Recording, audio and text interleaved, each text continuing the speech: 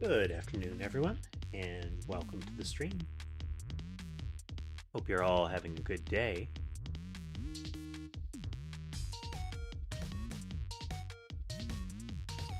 What's going on there?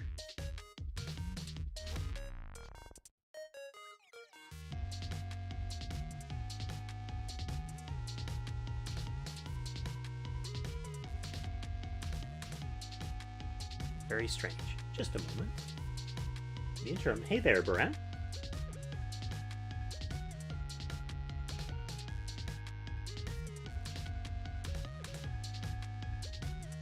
Getting started a little bit early today. One moment while I jostle the cap on a little bit here. There we go. There we go. Perfectly functional. How are you doing today?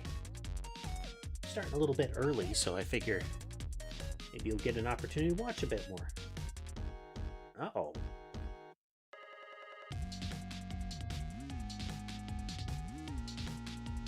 Cell phones tend to do well for anything except multimedia as far as battery drain. Let's see here.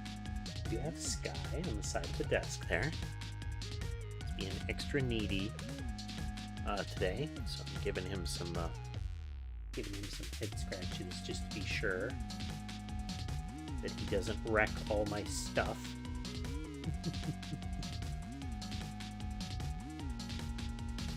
Hey there, dog. And then we have Ember in the lower right, over there on the shelf.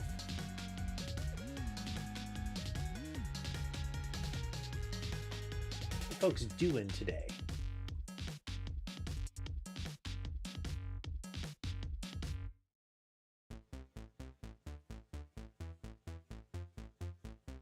Function buttons.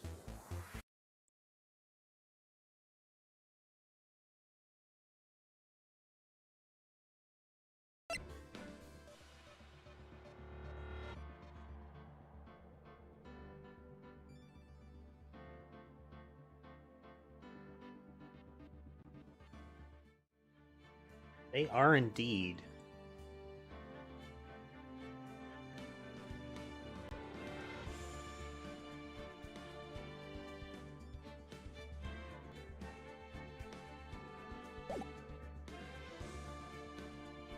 Friendly little pupper can be very nice.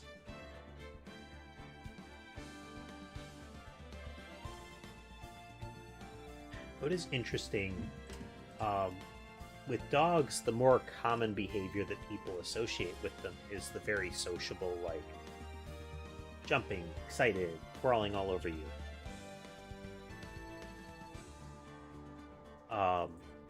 And with cats is always the, oh, they're aloof and they're away from you. And at least for most of mine, they orbit me closely, and some of them are very much I will come and lay upon you kind of cats.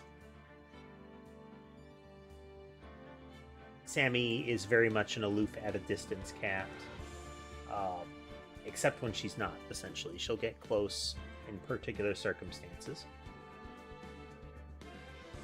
Sherbet is just skittish, but he will come over to get attention whenever he thinks it's a good opportunity. Mason will crawl all over you. And Weasley will also do the same. Not all the time, of course.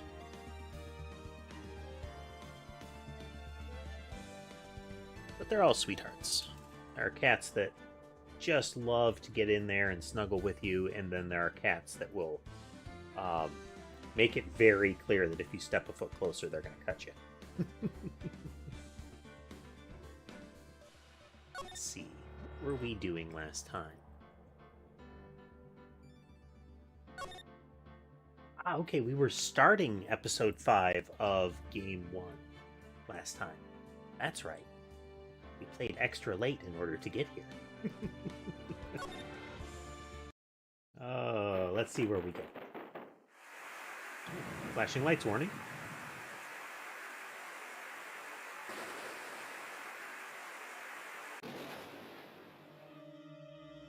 Stabby. Man, they're spending all their animation budget up front.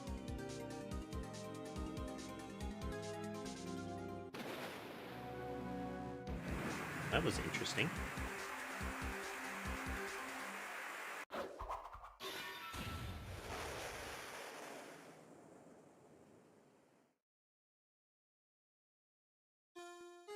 That was all very dramatic.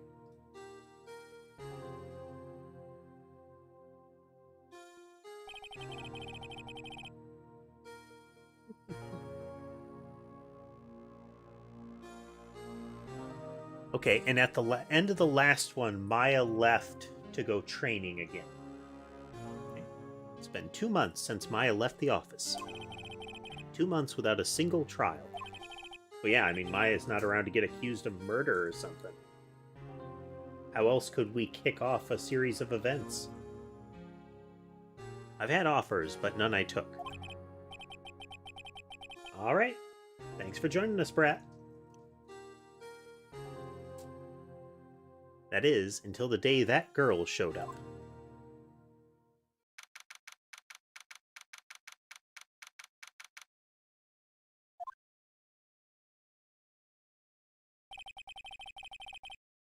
Why do I come here to the office every day?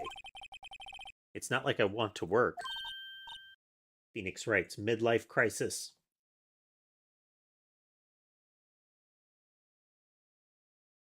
There you are, finally. Oh. Isn't she colorful? Where have you been? My sister's trial is tomorrow. Who are you? It doesn't matter who I am. It only matters who you are. The famous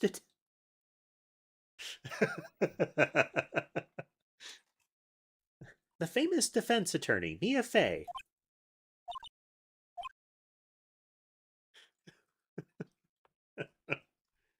Oh. Oh, you're not Mia Fey, are you? I'm sorry, but Miss Mia Fey no longer works here. So you are the coffee boy? I'm Phoenix Wright, a defense attorney. Right. Wait. You're the Phoenix Wright?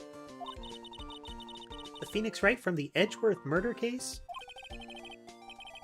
Yes, that's correct. It wasn't Edgeworth who was murdered, though.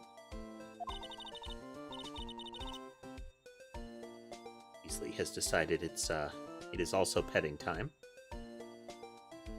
That's a relief, then. You're better than nobody. Wow. She's 2 for 2 so far in punches to the ego. I'm sorry, I'm afraid I'm not taking cases right now. But you're Phoenix Wright, right? The undefeated defense attorney? Look, I'm not accepting any new cases. I'm sorry, but you'll have to try elsewhere. Please. I'm out of time. But please, you have to help. It's my sister.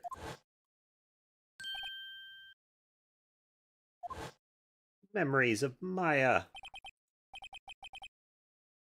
Could it be?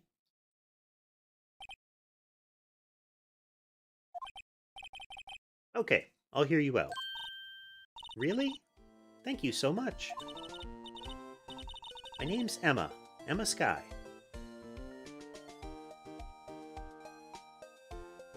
Trying to think if there's a pun there. I tend not to see all of them, you know. I'm a scientific investigator. Scientific investigator? I mean, I get that that would be a very foreign term in this world, scientific investigator, given how a lot of the evidence is recovered and handled.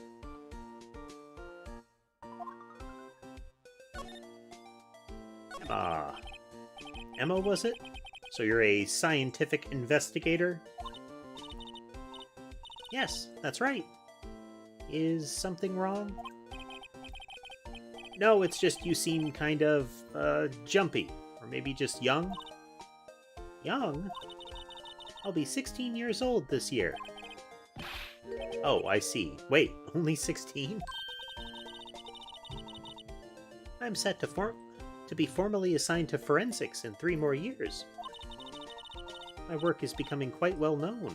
At my age, no less. So what exactly is your current position, then? Well, legally speaking, I guess you'd call me an 11th grader. But I'm ready to do my job. At my age, no less. At my age, no less. That seems to be her catchphrase. Isn't that nice? Great. Another future professional in training. So, what's this about a case? You said the trial's tomorrow? My sister didn't do it. She wouldn't stab someone with a knife. She wouldn't. She'd totally stab them with other things, though. You know, stakes, spikes, some sort of fondue fork, but knives are right out. She has sworn off of knives after that last time.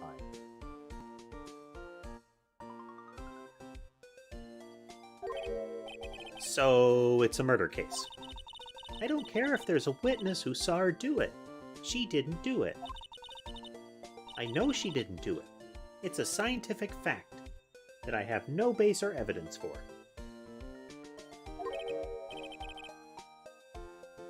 And there's a witness. Just talk to her. You have to talk to her. Right. I suppose I will.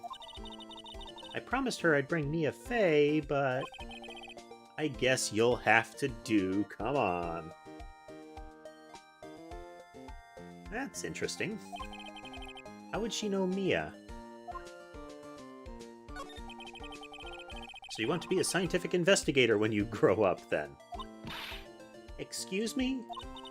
I'm not a child, I'll have you know. Still, it's good to have a goal, albeit a very unusual one. I believe investigation should be done scientifically. Yeah. She's a radical thinker in this world. Don't you? Yeah. Sure can't fault her for a lack of enthusiasm.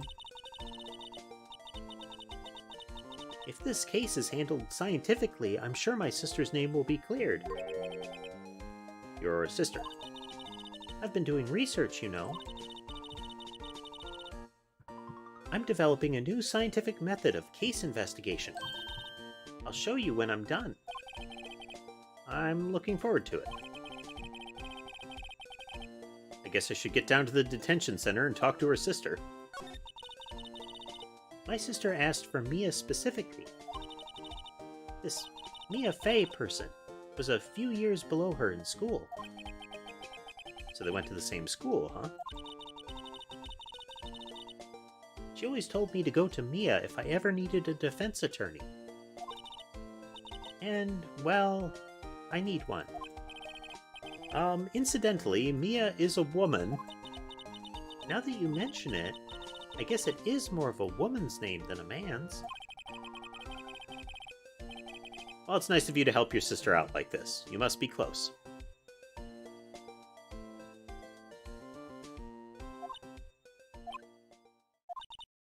Well, actually, when she gets like she is now, I kind of hate her. Okay, well, that's, kind of ominous, actually. Huh? But she's my only family. Your only family? What about your parents? They died in a car accident when I was little. Oh, I'm sorry. To the detention center.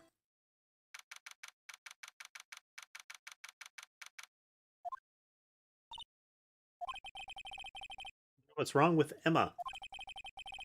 You got quiet all of a sudden as soon as we arrived. Guard, I thought I told you I didn't want visitors. Sorry, ma'am, it's just your sister.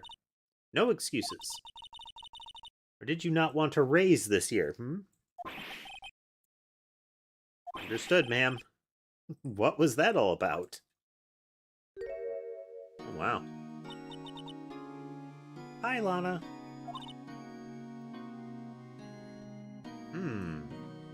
Well, it's somebody that's willing to wear both a scarf and epaulettes. Let's think for a moment. Funny. I seem to remember specifically telling you not to come here. Perhaps my memory is failing. Look, I didn't want to come here either, okay? But your trial's tomorrow and you still don't have a defense attorney. I'll be the one in court tomorrow. This has nothing to do with you, Emma. Oh, wow. Yeah. Medals, too. Isn't that right, Mr. Wright? Just get those nice awkward things like, isn't that right, Mr. Wright? Hey, how do you know me? Mia mentioned you. I've heard quite a bit. I'm sorry, what exactly is it that you do? My name is Lana. Lana Sky. I'm chief prosecutor for this district. You're a prosecutor.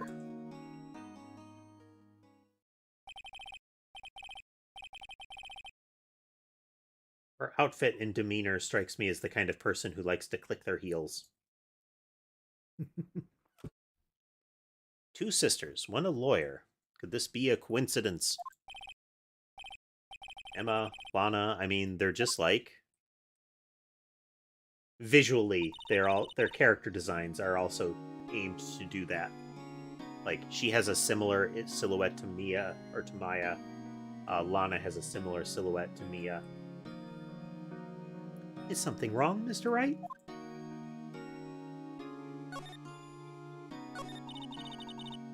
There's something you should know. You should know from the start. Kind of giving her Edgeworth's voice, but there we go. Which is... The suspect in this case has confessed to the crime. Huh? Wait, but the suspect is... me. I did it. Well, Mr. Wright? Well, why don't you begin by telling me exactly what happened? The crime took place yesterday, February 21st, at 5:15 p.m. That's quite specific. It was in the witness's deposition. A witness clearly saw me committing the crime. My, that was a bit of bad luck, wasn't it? The crime took place in an underground parking lot at the prosecutor's office. The body was found in the trunk of my subordinate's car. The prosecutor's office, huh? In your subordinate's car trunk. Classy. I was arrested on the spot. Caught red-handed, as it were. Well, that's just great. So, who was the victim? An investigator with the police department. I suppose the correct term is detective. A detective? Death was due to a loss of blood. He was stabbed once, in the stomach. Oof. Blood loss from that? Ouch. That would have, that would not have been a pleasant or quick way to go.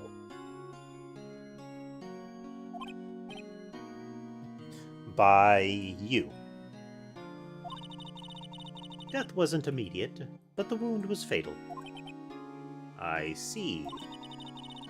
Allow me to repeat myself, Mr. Wright. The victim was a detective. You know what that means, don't you? What, Mr. Wright? What does it mean? Well, it means the police department will consider it a matter of pride to have me found guilty. They will use any means at their disposal to do so. This case just gets worse with everything I learn. So you're the chief prosecutor. That is correct.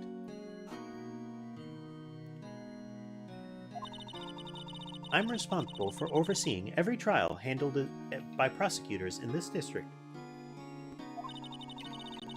I make sure the prosecutors have what they need to do their job and manage every aspect. Down to the micro level. Again, somebody who's walking around in what amounts to a military uniform, epaulettes, a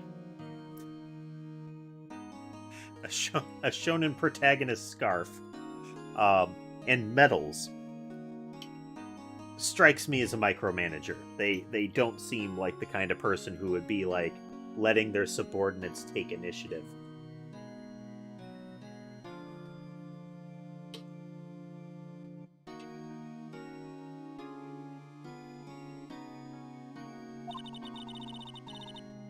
These are my responsibilities in a nutshell.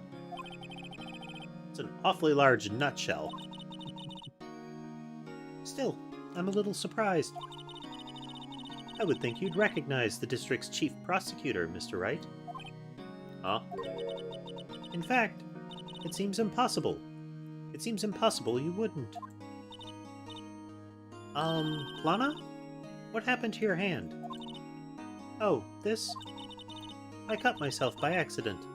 When I stabbed him, that is. Huh?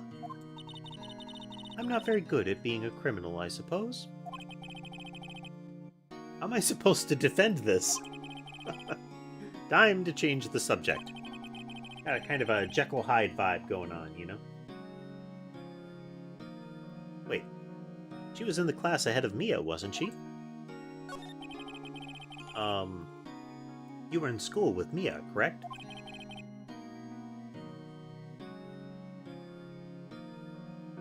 A few years above her. Emma told you that too, did she? Well, why not? I did drag him all the way here from his office. Although it seems he has very little in common with Mia. Hey, it was in law school. I was in my 3rd year, and she was auditing the class. She was different than the other students. Different? She was strong. She'd do anything to become a defense attorney. Anything.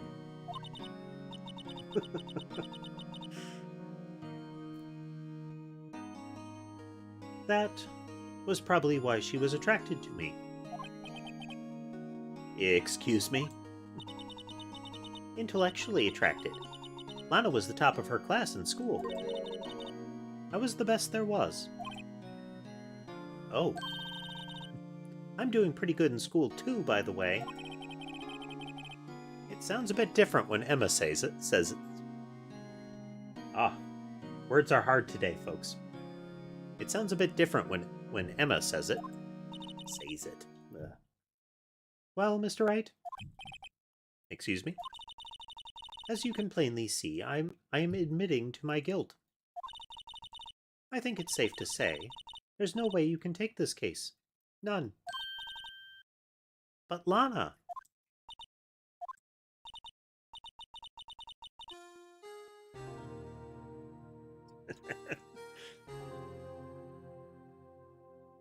I done it. I seen it. Hey there, Tass. Why? Why are you doing this to me? You never think of anyone but yourself. I know you didn't do it, Lana. I know. So how can you say you did? If I lose you, I'll be all alone. I hate you, Lana. I hate you forever. Ah, runs off camera.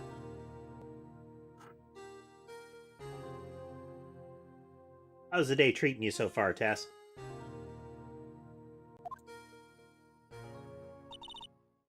Mr. Wright.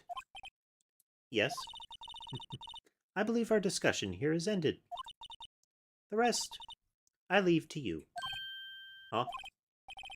You mean you're requesting my services as your defense? Don't lose any sleep over it. Your client has confessed, after all. The case is over.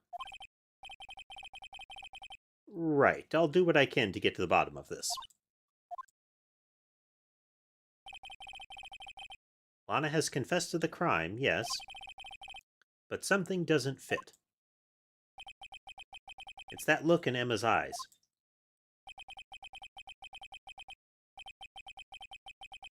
There's something else going on here, and I'm going to find out what.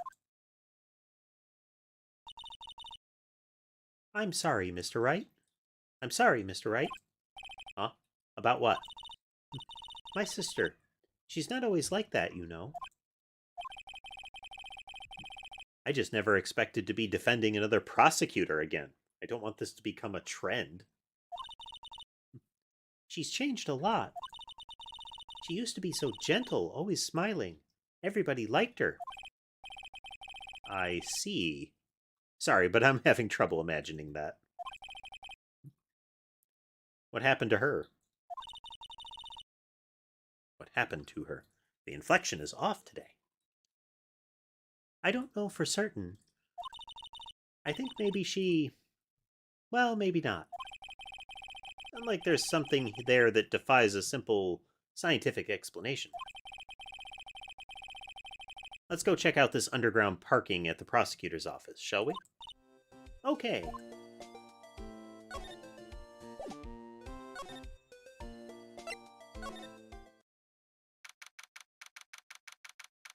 Fancy.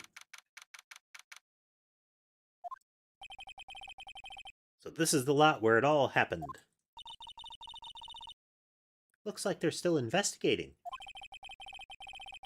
Funny that my first visit to the prosecutor's office would be like this. Hey, everyone. Keep up the good work. Hey, what are you thinking? Well, they're going to be my co-workers 3 years from now, after all.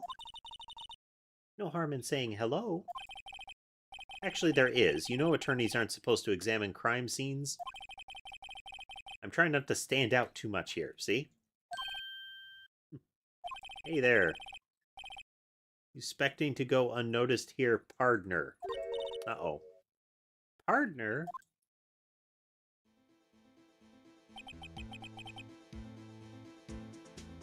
Unexpected? Oh, he's got a theme song, too. Listen to that.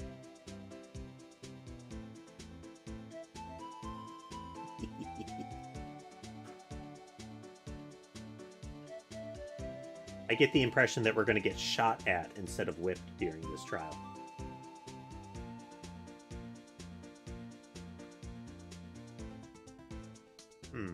What do we have here?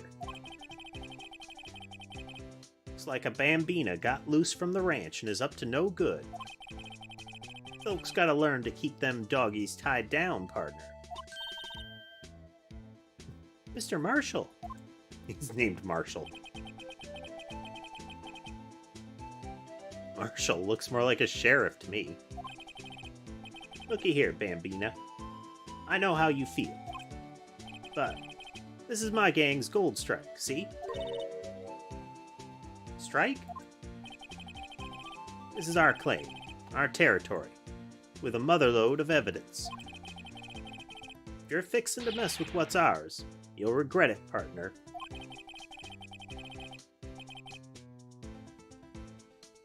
You know what dreams the cacti out in the desert dream? You want to? This is a strange man. What's this guy talking about? It's a very narrow flask, too. You head along now. You head along home now. Happy trails, Bambina.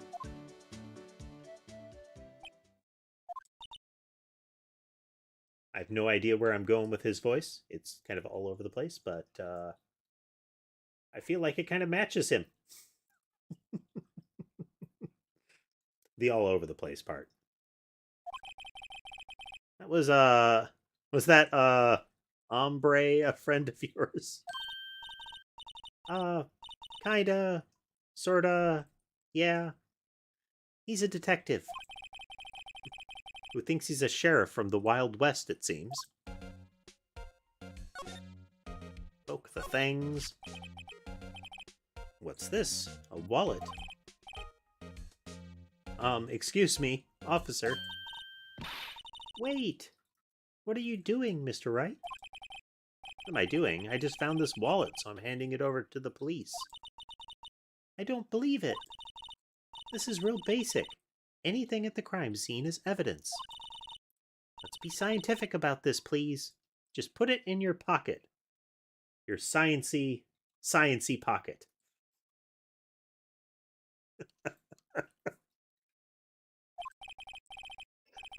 Thank you, Phoenix. How is that scientific? Sounds like theft to me. It's not even, you got a wallet. Wallet hastily stuffed into pocket. A foldable wallet found at the crime scene. There seems to be something inside. I'm called to duty already, and at my tender age. She makes a habit of calling out her age repeatedly. Here, I'll teach you the trick to examining evidence in detail, okay? This sounds like a new gameplay mechanic tutorial incoming. Okay. Now look at the court record.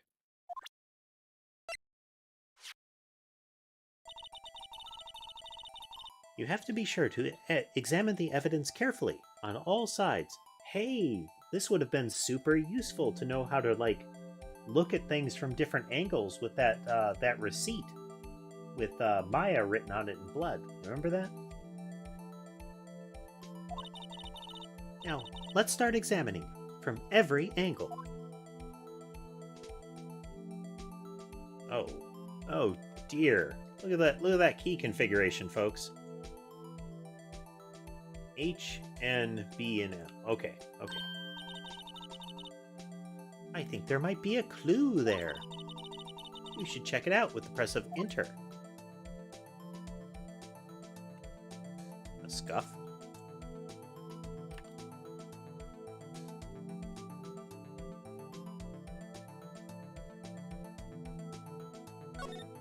The clasp.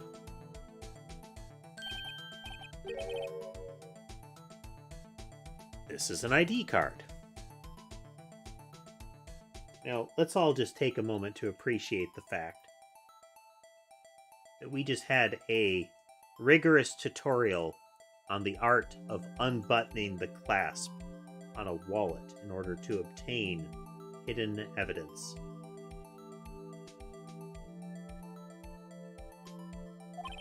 An ID card.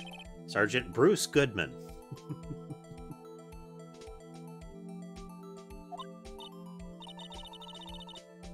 See? Well, isn't scientific investigation useful? I mean, again, it kind of makes sense for this world that her theories and practices are radical, as we saw with the receipt that was never turned over the entire trial until the very end. I guess, though I don't see what science has to do with it. Science!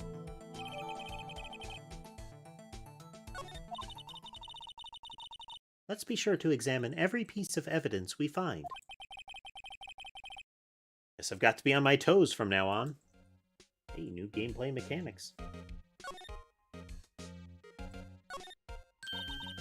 Look, a door.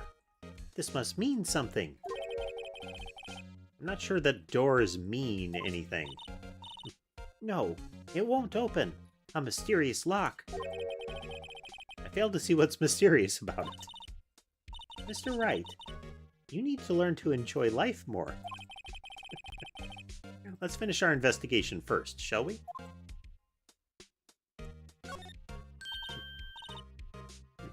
Aha! A ladder! That's a stepladder. Okay, do we get the same joke again? What's the difference?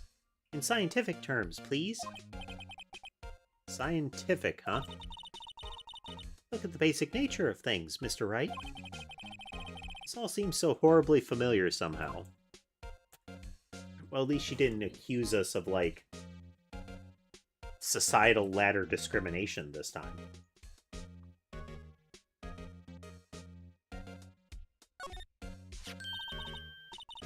Here, a phone. Let's see if it works. Hey, don't touch stuff we don't need to be touching. I can't hear anything. My ears. No, my ears. Maybe it's due to the barometric pressure. What is she babbling about? Hey, what did you just say? See, you can hear just fine. The phone's broken.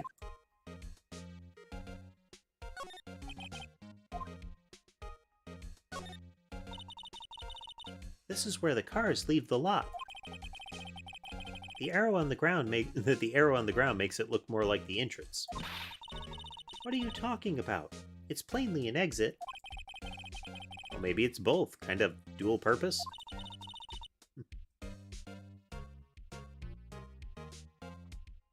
At least she's enthusiastic. Aha! The theory of relativity. What? I've got to write this down. At least her sprite is, cute when she's writing.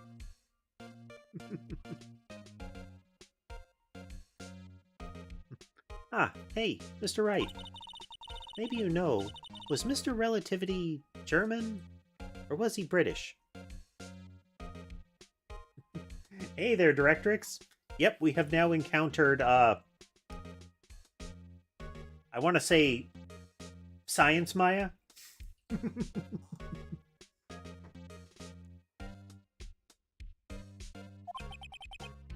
Mr. Relativity? Are you sure that was his name? Barrels. An oil drum.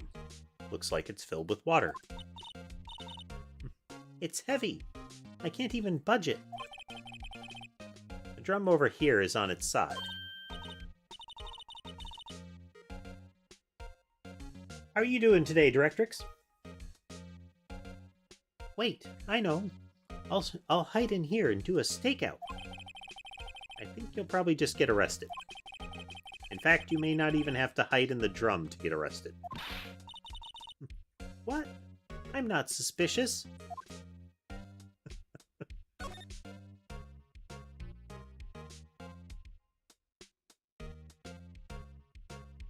What did they make that body outline out of? It's like they got a plastic sheet, cut it to the size of the body, and then put a white outline on the plastic sheet and draped it out of the trunk. I mean, I'm fascinated. How did they accomplish this feat?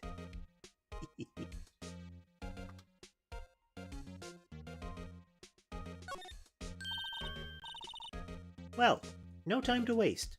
Let's get hunting for clues. Oh man, this is one of those car elevator style ones. Where they're like slotted into a carousel. Fancy.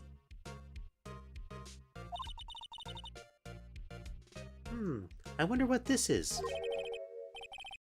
Well, partner, looks like you got no intention of going home quietly. The sheriff. Like I said before, this here's our claim. You'd best be moseying along, unless you're fixing to bite the bullet.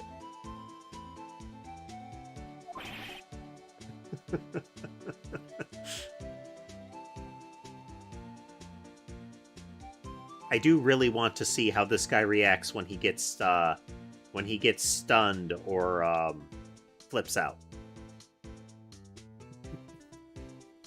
Ah, scary. Could you just tell us one thing? Who owns that car?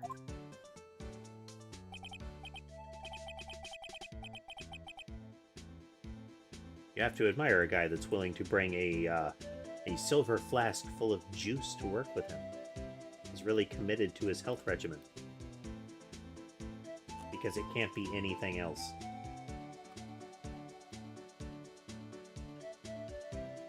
Well, well, the little filly's got a good nose on her.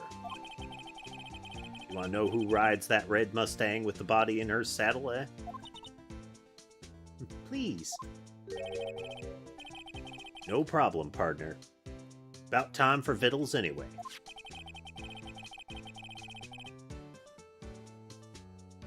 Get yourself to the saloon up on the 12th floor of the prospector's office.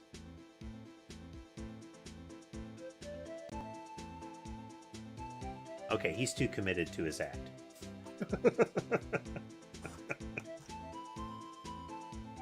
Like, he's got to be a nightmare to work with.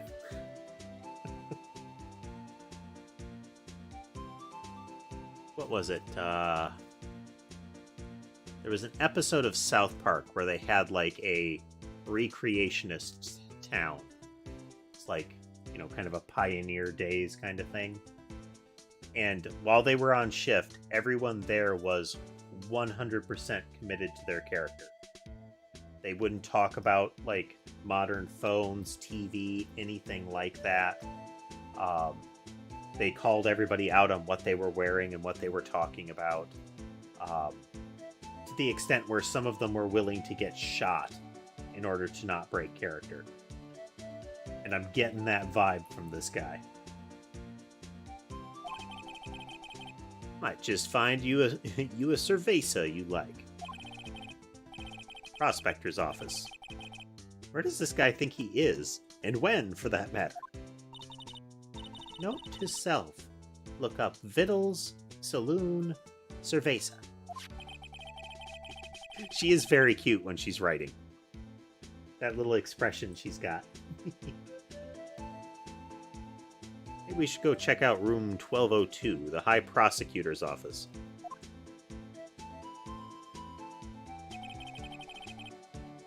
In any case, stay away from the car.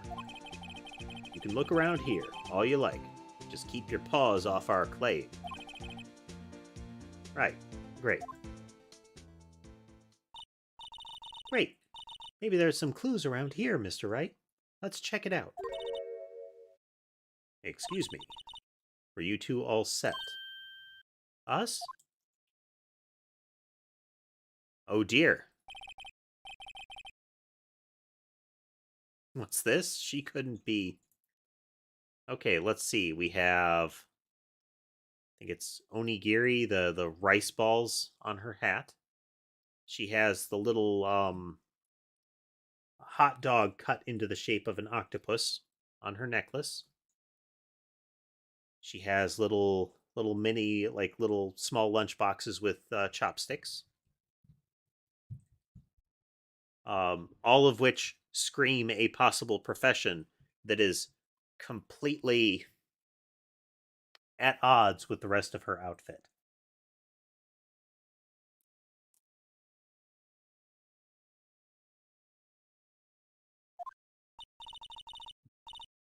You're selling lunches? Here? This is a crime scene. Oh wow, fancy lunches.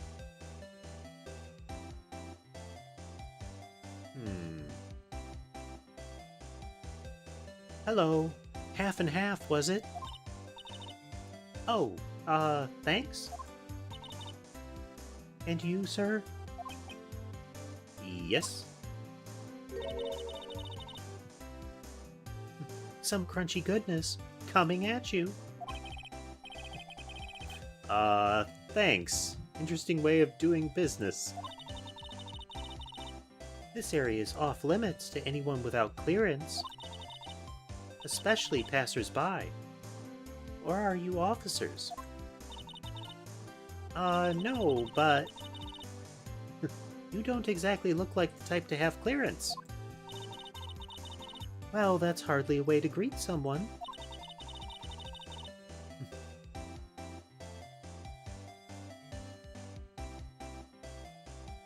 Okay, well... Even if my days as the cough-up queen are over...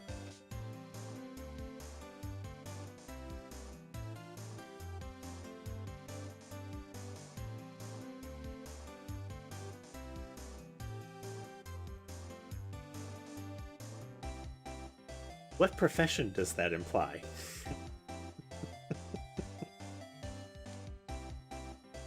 They're gonna say something like she was a tabloid journalist or something like that, or like a talk show host, but cough up queen.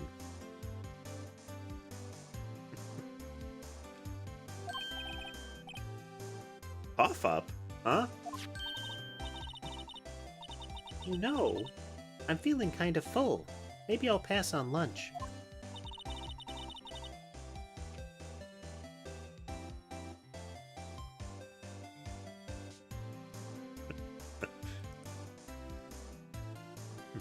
I'm quite connected to this case, you see. The images are burned into my eyes, you might say. Yes, all the sordid secrets. Secrets? Dear me, you are a slow one, aren't you? Her other eye has a completely different personality. I'm referring to the murder. The stabbing of that detective. What? A witness clearly saw me committing the crime. You mean you're the witness my sister was talking about? Please, cough up, Queen. Tell us what happened. The name is Angel Star. Don't you go forgetting it. Or before you know it, I'll have you whimpering at my heels. Ah, okay. She's going to be that character for this episode. Yes, ma'am.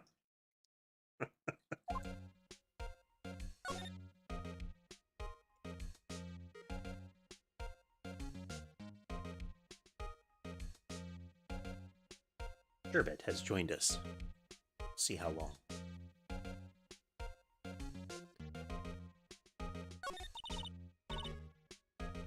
Somehow, I knew. Yesterday was a day of destiny. I knew something was going to happen.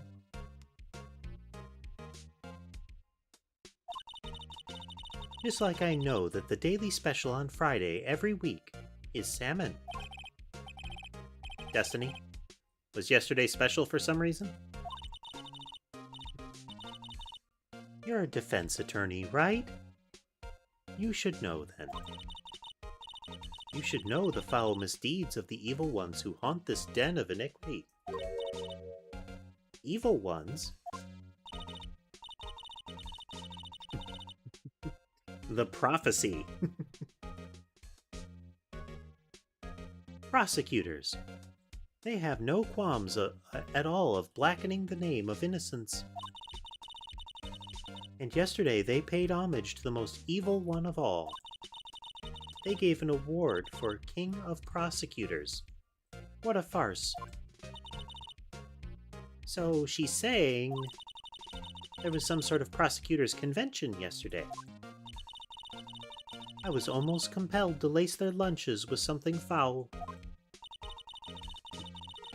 Do you have a personal grievance against prosecutors or something? Or is there some kind of scientific evidence of this, evil? Young miss, mock me at your own risk. You'll find out why they call me the cough-up queen. Ew. The most heinous of all the evil ones, the one they awarded yesterday. It was in his car that they found the body. Proof that he devours the evilest lunches of all. Really? Really what? I'm totally confused. One thing's clear, this lunch lady has a thing against prosecutors. So, what exactly was it that you witnessed, Miss Starr? It was a fascinating spectacle, to be sure. I now feel I know that what they say when they talk about a woman's wrath. To see Lana Skye wield that knife so. Her knife flashed in anger, bringing him to a sad end. It was truly a sight to see. You... You mean you saw the very moment of the crime?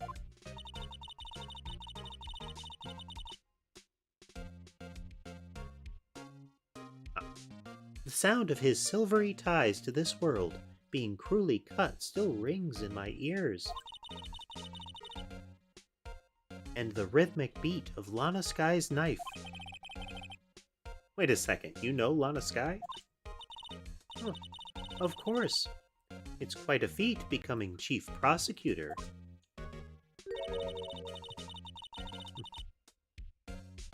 She stays on theme too.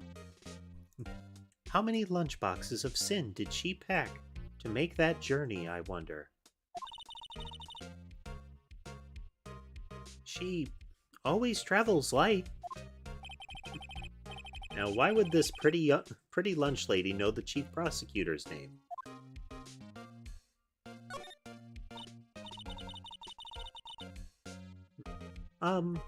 Could we ask you a bit about yourself, Miss Star? I come here every day to sell lunches. I import only the finest, only the freshest and best from the Far East. For some reason, the box lunches are a hit here. Why not make the lunches here rather than import them? Did you say something? No? Only true connoisseurs can understand. The kind you can only tell someone...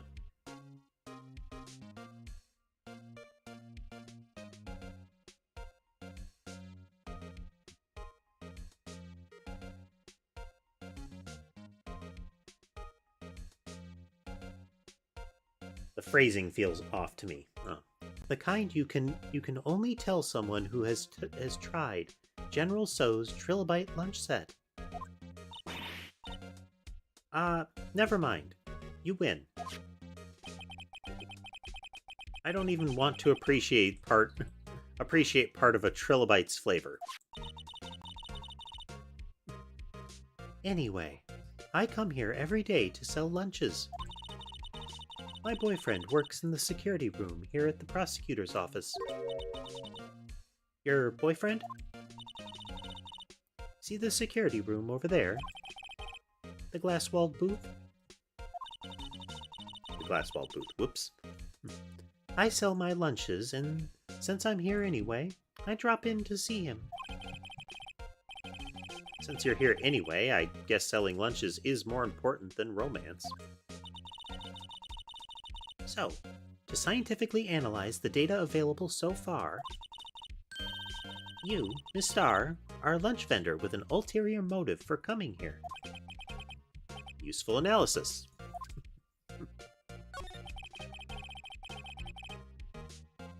Did you have a bad experience with a prosecutor, Miss Star?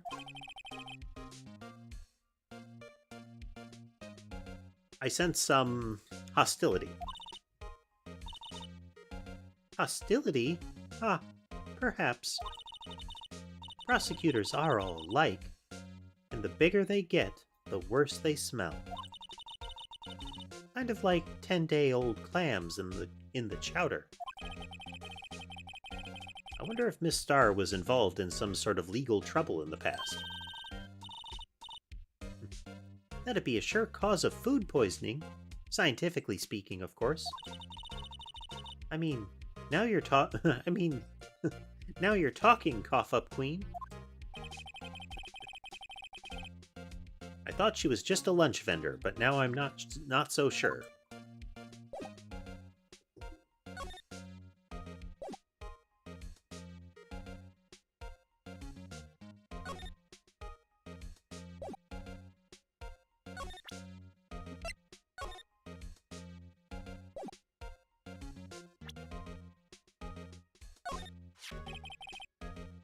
This card.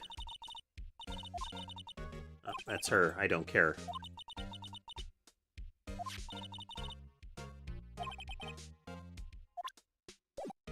A protracted I don't care about your ID card, but an I don't care.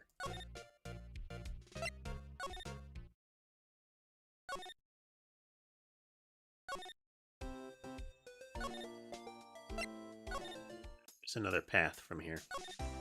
Yeah, here we go. High Prosecutor's Office. Oh, wow. We've got a chess set. We've got some sort of award. We have a very fancy outfit to the tune of what Von Karma wore. A steel samurai model. Got at least 2 different tea sets and likely some boxes of tea and canisters down there. Many book. Many book. And a chess set where the only blue piece seems to be a pawn.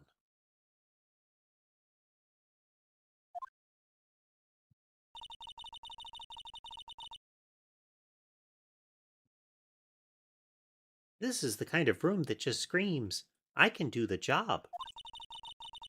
Quite a change from your office, really. Thanks. Look. There's a trophy or something here. A trophy? What, that shield? It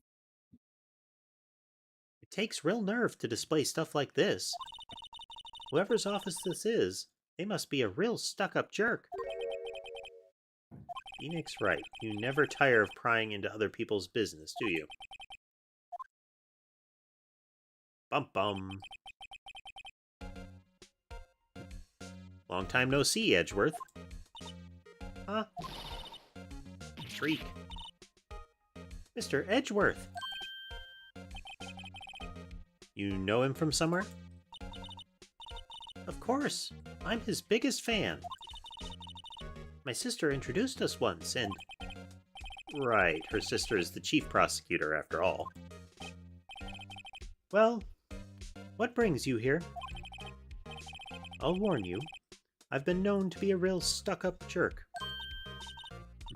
No, did I? No! It was just... Mr. Wright here, he... Hey, don't blame me. We're just here to investigate a murder case. Murder?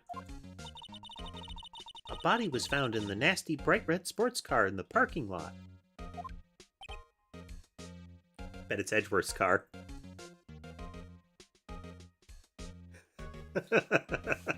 That's right, Directrix. That would be...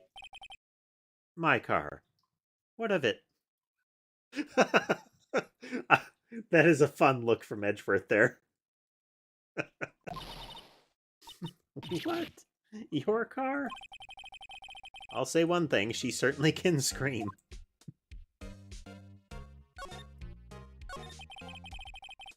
So the body was found in your car? Go ahead. Say it, right? You think I did it, don't you? Yeah, they added a new facial expression for him. Nice. After you went through all that trouble to help me last year, no less.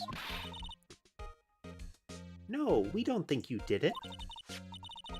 I mean, it was my sister who stabbed him. Wait, no, she didn't do that. I mean... Wait.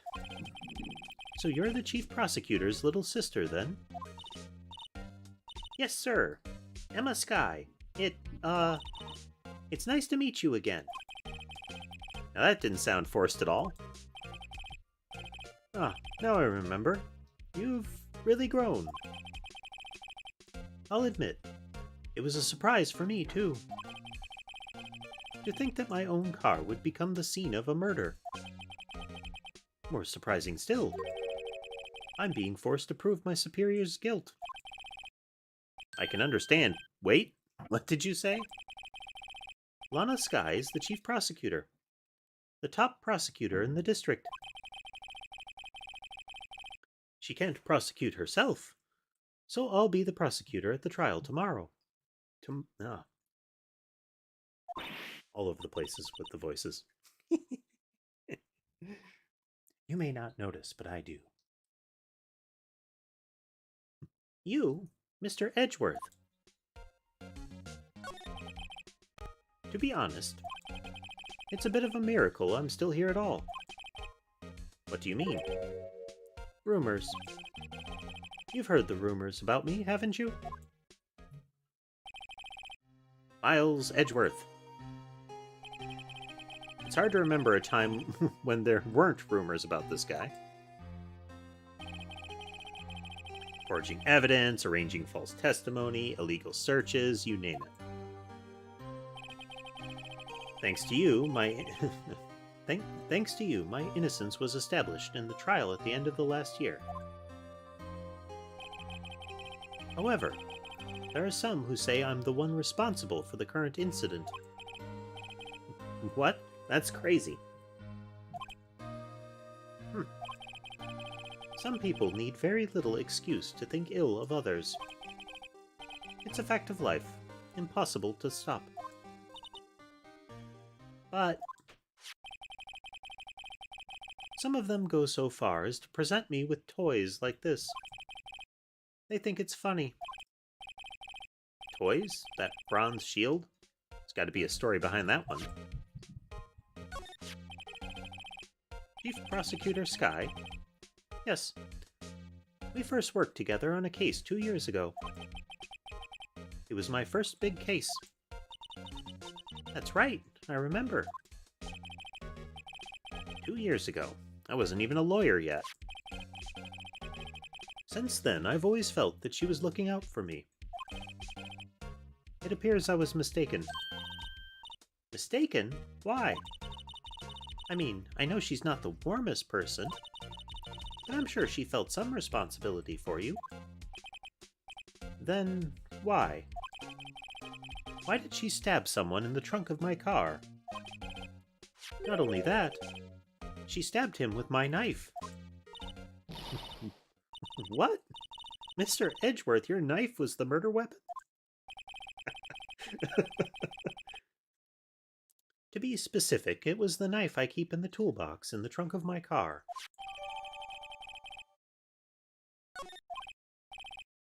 Edgeworth? What? Are you sure you didn't do it?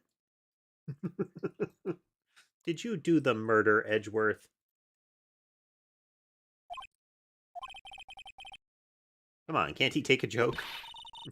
You have a strange sense of humor, Mr. Wright.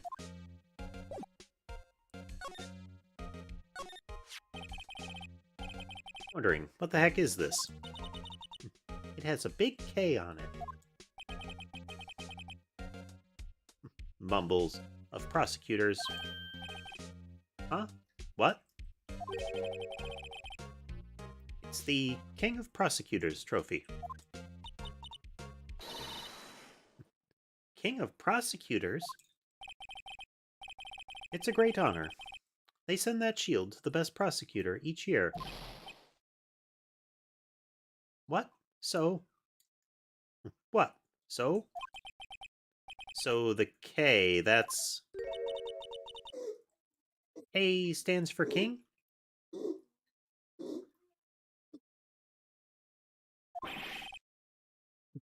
Yeah, you've got a problem with that. I didn't design the thing. King of Prosecutors. Kind of like Employee of the Month, only better.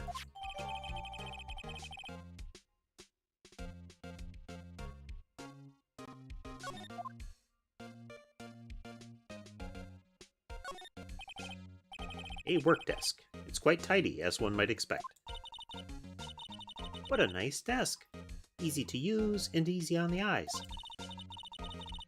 It's polished so well I can see my own reflection. Strange, why did I just picture Detective Gumshoe? I don't know, why did you, Phoenix? Some sort of trauma response tick sort of thing? Maybe I'll take that name plaque as a souvenir. Don't. They'll sue you. Yep, so far she's definitely Science Maya. Right down to the theft.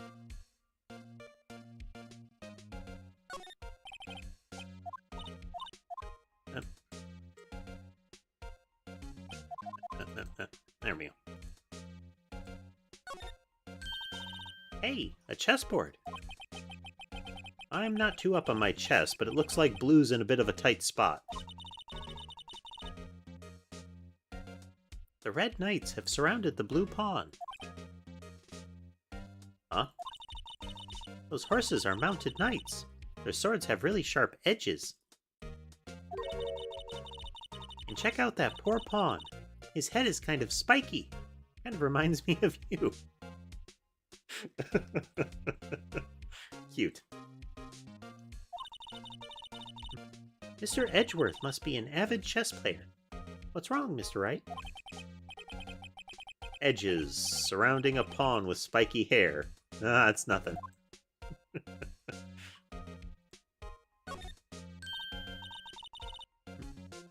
Whoa, these are all case files? They're stacked up to the ceiling. There's even a ladder. Odd. I thought Edgeworth wasn't good with heights. He must have someone to get them for him. Okay, I get it. I get it. We're seeing Gumshoe when he mentions how the desk was so well polished, with the assumption that Gumshoe was forced to do it. When he talked about how Edgeworth wasn't good with heights, and she said somebody must do it for him, he saw Gumshoe again. Edgeworth's personal servant, I guess. Why did I just picture Detective Gumshoe? He must study these cases so closely. He's so cool. You wouldn't say that if you saw him sweating bullets up on that ladder. My, my. What an amazing bouquet. Just right for Mr. Edgeworth. No kidding. Hey, there's a card on it. Back from the dead. Wendy. Wendy. I've heard that name somewhere before.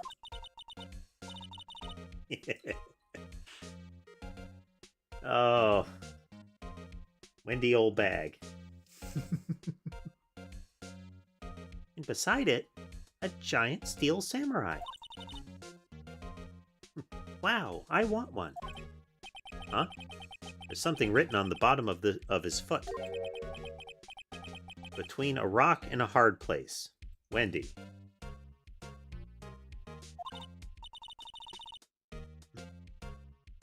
Wendy.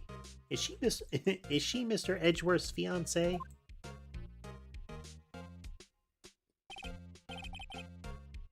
A chill breeze flows through the room.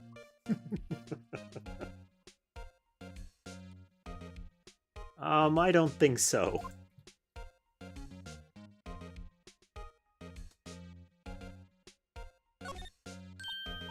Wow, this jacket is even lacier than his usual one. This must be his lucky trial jacket. Lucky jacket, right. I've never seen him wear it. I'm sure there's a story behind why it's in a frame. Maybe I'll be naughty and take a picture. I was getting way too excited about this, and I mean, at least she wasn't, you know, like Maya, I'll be naughty and I'll just steal it.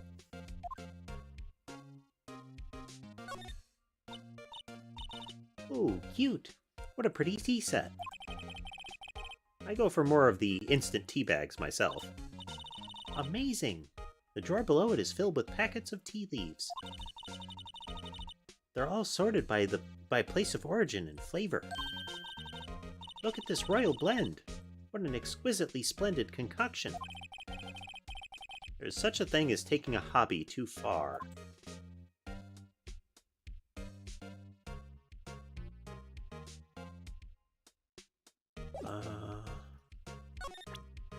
Hey, I'm the defense attorney this time around. Actually, let's look at that. Can we rotate it around?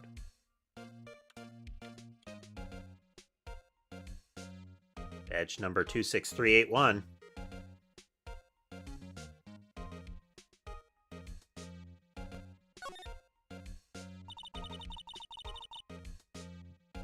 So this is what the back of the badge looks like. And I always thought it had a safety pin. Me Each badge has a number carved onto it. That way, you can tell which attorney it belongs to. You mean you couldn't lend your badge to anyone? No, I'd be found out right away. Well, that's no fun.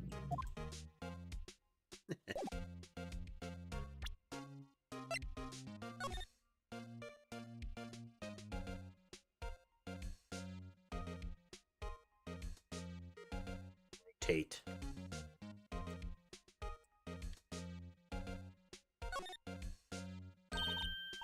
Hey, check it out. There's a metal plate here. Looks like a list of all the previous recipients are engraved on it. Wow, one guy's listed a bunch of times. Von Karma. I guess he must be a foreigner? Yeah, that's probably it. Well, wherever he's from, he must have been an amazing prosecutor. I'd like to meet this Mr. Von Karma sometime. When she says it, his name does have kind of a ring to it.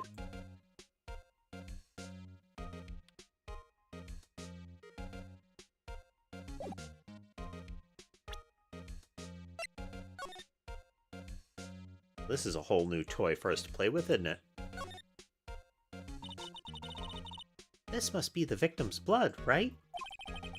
Either that or Edgeworth cut himself peeling an apple. What's Edgeworth doing with a knife like this anyway? Hey, maybe he spends his weekends roughing it in the wild. Edgeworth? In the wild? I think my fruit peeling theory is more likely. Are you kidding? I always pictured him as an outdoorsman. Now there's a scary thought.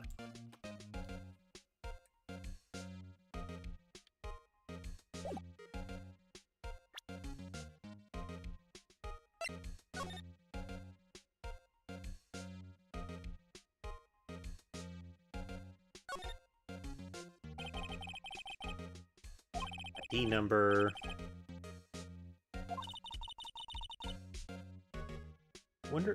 I wonder why they only use numbers for IDs. What else would they use? Letters, silly. They're the reason we have a written language in the first place. True. Sergeant Bruce Goodman. ID YABADAB. See? Wouldn't that be better?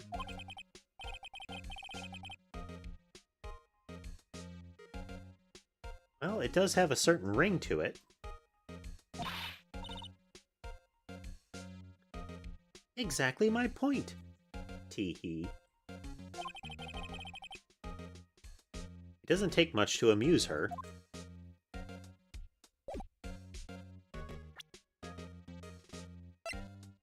Tell us about your trophy, Edgeworth. So, basically this says you were the best of the best last year, huh? You can take that foolish grin elsewhere, right? I lost a day of work to receive that travesty. Huh? Why's that? I had to go to the police department to receive that broken shield. The police department? Yes, right next to the police station downtown. You've been there, haven't you? Where Detective Gumshoe works, yeah. I was wondering something about your shield. Why is it broken? What does it matter? I've got more important things to worry about. Edgeworth's embarrassed face is kind of cute. Oh, right. He doesn't seem too concerned for his award, for better or for worse. Yesterday was a very busy day for the prosecutor's office. Maybe we should ask him more about yesterday? That was about your stabber there, Edgeworth. It's against my policy to discuss evidence with the defense. Especially with you. He doesn't like you much, does he, Mr. Wright? Nah, with Edgeworth it's never personal. It's all about winning tomorrow. Say, Edgeworth, I was wondering about this. Mr. Wright! Huh? What? Are you sure you should be showing that to Mr. Edgeworth? Oh, he'll take it for sure, won't he? I wish I could be on the same side as Mr. Edgeworth, but then my sister would be found guilty. If she sighs any deeper, I'm going to start getting depressed.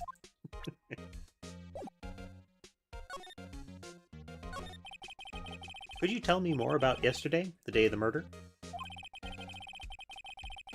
Yesterday was the annual cleaning day at the prosecutor's office. Cleaning day? Working with the police department, we sort and file all evidence for solved cases. We call it evidence transferal.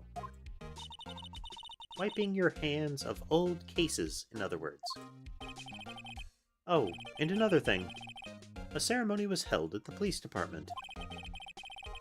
There's an annual review and awards for outstanding police officers and prosecutors. And that's when you got the shield. I was at the police department yesterday afternoon. I got back here at 5:12. That's very precise. People like myself and Mr. Edgeworth pride ourselves on our precision, Mr. Wright. No, I place little faith in my memory. The only thing I trust is solid evidence. Edgeworth's parking stub! This is the parking stub from the underground lot. The murder took place around 5:15. So the murder happened right after you got back.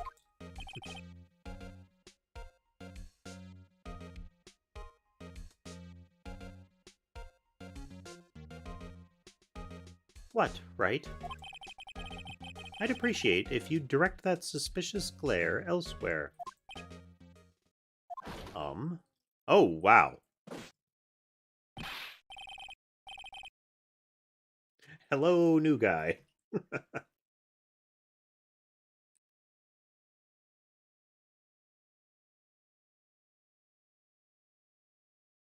Excuse me, but is Mr. Edgeworth, anywhere on the premises? I'm Edgeworth. What is it? I'm here, sir, at the request of the chief, sir. I've got your report, sir. Report? What? Did you find new evidence in the case against Chief Prosecutor Sky? I don't like the way this conversation is going at all. Sky, sir. No, sir. No name of that kind, sir. Not in this report, sir. You can almost hear him, like, seeking to concuss himself when he salutes, you know? Like, stomp, click feet together, salute hard. Stomp, click feet together, salute hard.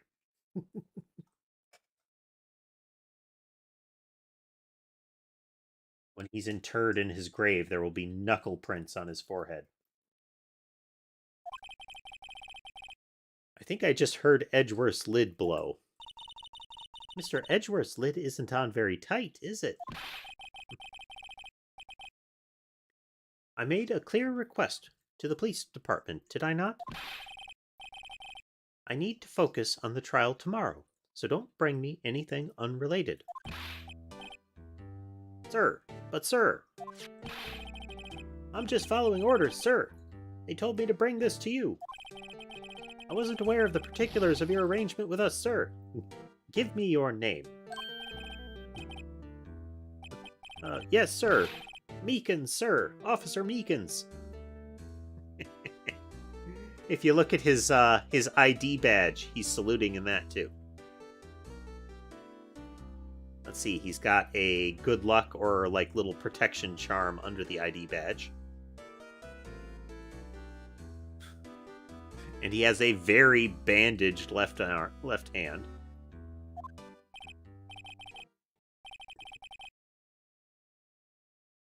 Right.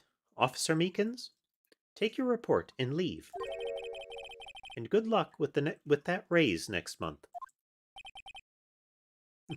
Whimper. But sir, I didn't know.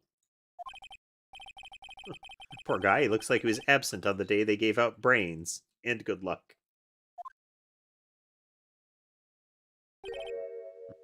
Right. Yes, sir. As you can see, I'm busy.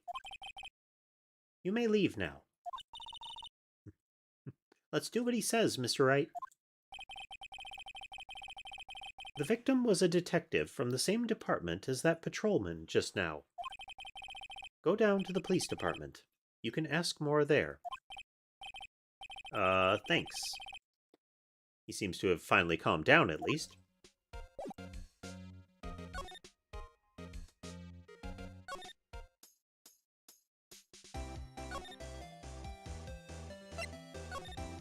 Spending a lot of time around the police departments this time.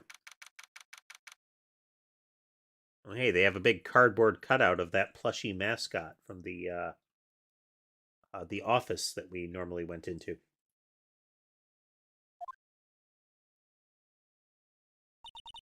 One that is crudely painted and repaired. Ooh, we're finally here. Why would they put the police department so far away from the prosecutor's office? Beats me. That took almost 30 minutes by taxi, and traffic wasn't even that bad. The police department. Huh. I've only ever been to criminal affairs next door. Hold on. What's that?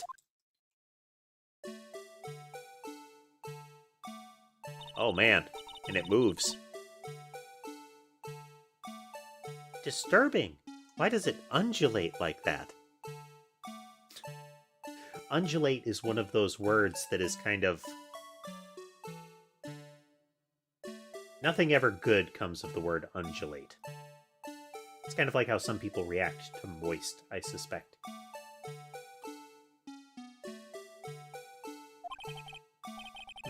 Oh, wait, I know. This is the blue badger, which has been referenced since... you see it in the criminal affairs department, and I think the first trial in the second game?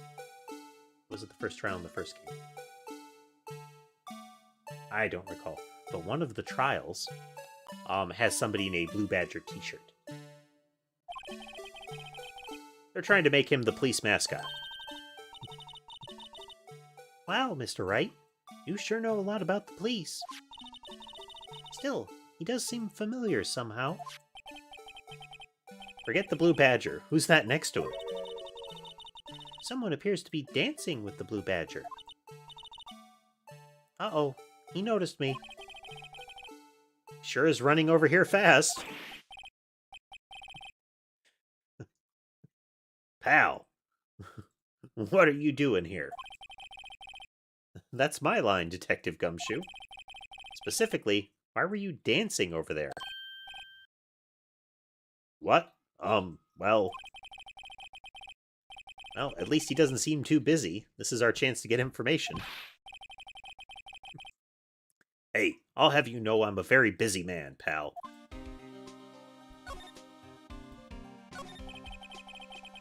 I'll give you one word of advice, pal. You'd better not agree to defend the suspect in this case. Why not? Huh? Well, it's just that the chief prosecutor has confessed to the crime. She says she summoned the detective to the prosecutor's office and she killed him. But what if she's not telling the truth? Yes, well, no. Come on, pal, there's plenty of evidence against her. But what if the evidence was faked? Hey, pal, can I speak to you for a second? Huh? Me? Why is this little girl so peeved at me? She's a relative of the suspect. She's Lana Sky's sister. The chief prosecutor's little sister? Just please investigate this case carefully, okay? Scientifically. Yes, sir. Oh, by the way, you might want to keep your voices down. You don't want to be overheard using words like faked. Huh? It's a sensitive issue with us these days. So, what are you doing here, Detective Gumshoe? Me? Oh, well, nothing really. They kicked me out of criminal affairs. Detective Gumshoe, what did you do this time? What do you mean, this time? Well, what happened? I know things are busy right now. I mean, with my sister's case and all. It's true. We've never had a chief prosecutor murder anyone before. Only the highest-ranked people are being led into criminal affairs now. The lowest-ranking guy in there is our chief of detectives. They're not letting any of us rank-and-file detectives in at all. None of you? I know this is an important trial, but isn't that a little odd? So, anyway, I thought I'd spend the day getting the Badger dance down pat. Isn't there anything else you could be doing? The chief of police himself is directing this investigation, pal. An officer marshal was assigned to the underground parking lot. Officer Marshall? Now that I think about it, Emma did seem to know that Marshall guy.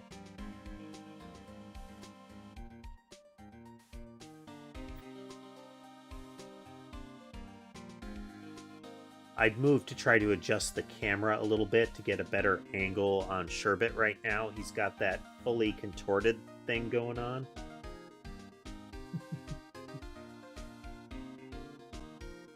There's a 45-degree angle between the hind paws and the forepaws, with the spine contorted into an arc.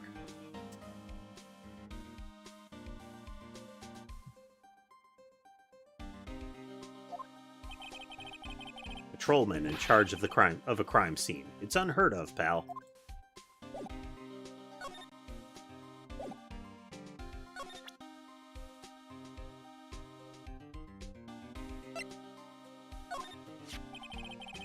Detective Gumshoe, can you tell me about this?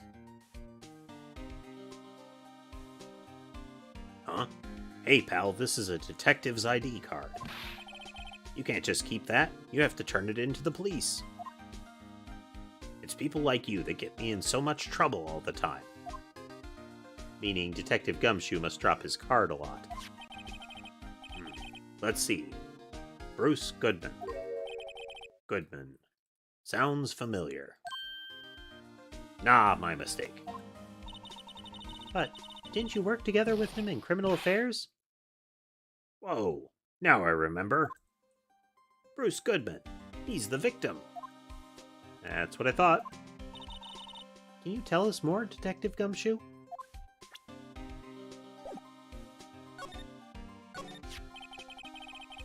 So, this ID card belonged to the victim. He was a detective, like myself. Detective Bruce Goodman. He was a good man.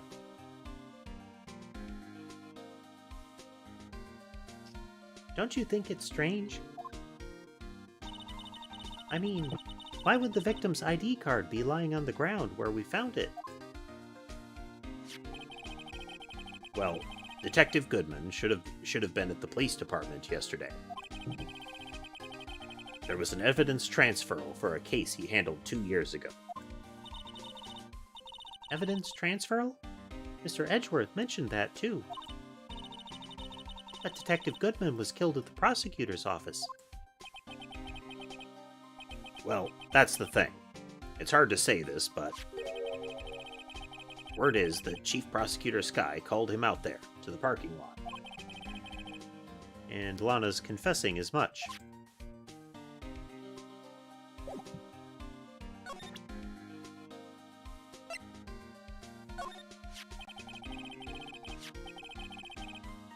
Found in Edgeworth's car, stabbed with Mr. Edgeworth's knife, huh? What would drive Chief Prosecutor Sky to do such a thing? Wait, I didn't mean... I mean, sure, of course someone else really did it. Someone who must have a grudge against Mr. Edgeworth. Car and the knife do seem a little too well organized to be a coincidence. The boxed lunch lady seemed to definitely have an issue with Edgeworth. Poor Mr. Edgeworth. What could have happened? I have to find out a little more about what's going on with Edgeworth. No prints on the knife. Hey, that's it. That's the King of Prosecutors Award that Mr. Edgeworth got yesterday. Were you at the award ceremony, Detective Gumshoe? Of course, pal. I've got an award for diligence myself. Ah, congratulations. I was wondering, why is the award a shield? And why is it broken? Oh, there's a reason. I'll tell you what it is later, once I've figured out what the reason is. Apparently, he's forgotten. Yup.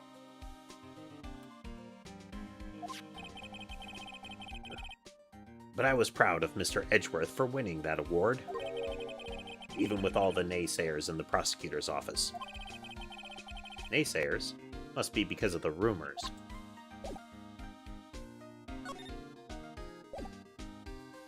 We didn't miss something. Edgeworth's troubles. There we go. He's in a tough spot again. Again? Oh yeah, the murder. Yeah.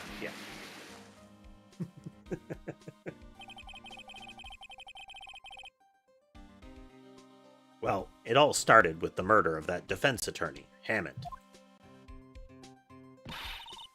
But Mr. Edgeworth was found innocent. Listen, pal, there have always been rumors about Mr. Edgeworth. Forging evidence, making deals with witnesses. Nothing outright, but there were always whispered rumors. Ever since he was accused of murder, no one's whispering. They're practically shouting. But there's no evidence against him. Well, Mr. Edgeworth has always had unusually strong ties to the department higher-ups. It's only natural that people would be suspicious. I had no idea he was under the gun. Anyway, this latest case has started a new rumor. People say the only reason he took this case is because he's aiming for the chief prosecutor position himself. What? But I know the truth, pal. Nobody wants to be the one who has to prosecute the chief prosecutor. Mr. Edgeworth is biting the bullet on this one. He's doing this for all of us.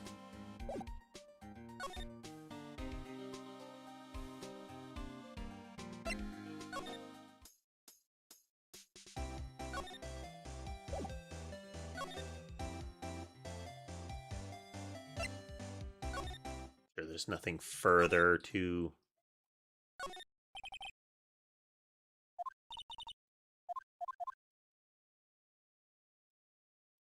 Alright, this room has essentially refreshed itself.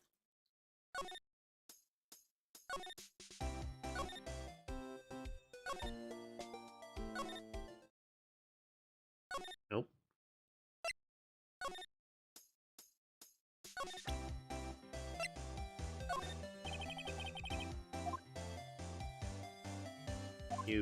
Yes.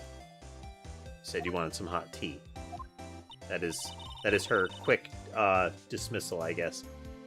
Just have to brew the leaves a long time to get the rich flavor like this. We pre-infuse the leaves with steam before brewing. It's a secret. I'm smelling here is wasted time. Yep. So they have much more protracted "I don't care about that" statements.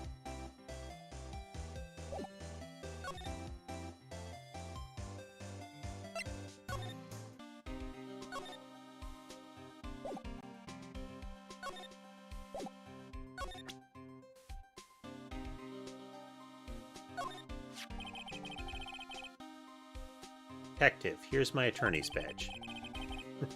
You show this to me every time we meet, pal. Real men show their police badge. Enough said. I wish I had a badge. Even an ID card would be nice. Wait. Speaking of ID cards, I found that detective's card, didn't I? I already gave this to him, though.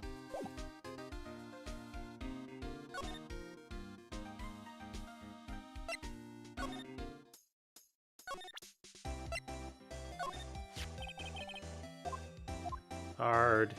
Okay, yep, that's the... We did present that to her. She does not care about the card. So you take a look at this. Oh, no, that is her. In general, I don't care about this.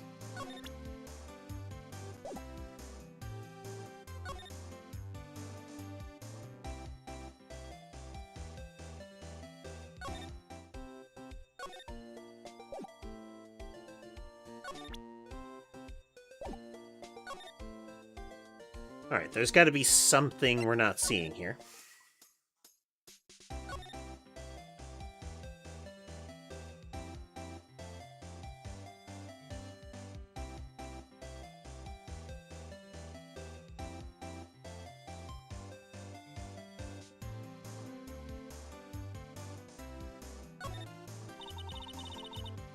Look, a stylish glass-walled room. Very nice. You could see the whole parking lot from there. It says, security. Perhaps it's a cafe. They simultaneously make her out to be really smart and really dumb at the same time. And I don't just mean they make her to be naive. It's like, yeah. Huh? Cafe security. Yeah, that must be it. Let's check it out later. I hate to break it to you, but I think that's probably just a security guard office. You know, I scored a 97 on my science test the other day. Too bad they don't have a test for common sense. Again, that's one of those... One, I wonder what the original joke was. And two... That's not a common sense thing. It's like seeing a sign that says laundromat and thinking, I wonder if they sell cake.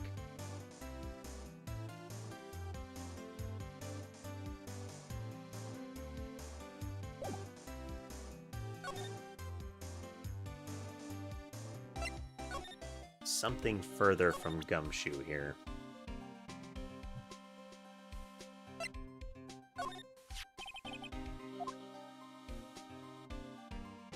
You can do just about anything these days with a card and the right secret number. Scary.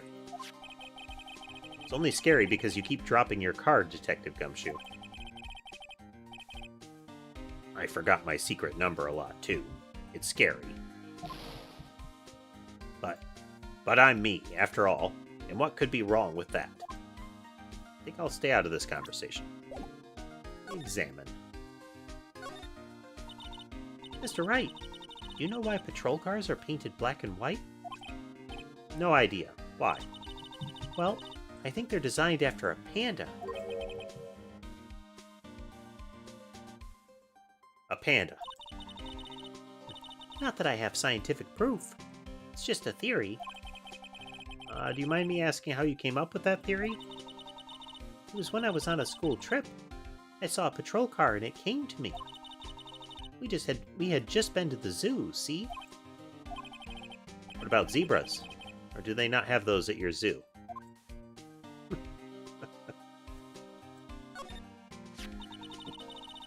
I was wondering about that. What? The dancing blue badger? It's my masterpiece. Big blue handprint on the face, the heavy smudge over the eyebrow, the duct-taped little antenna thing.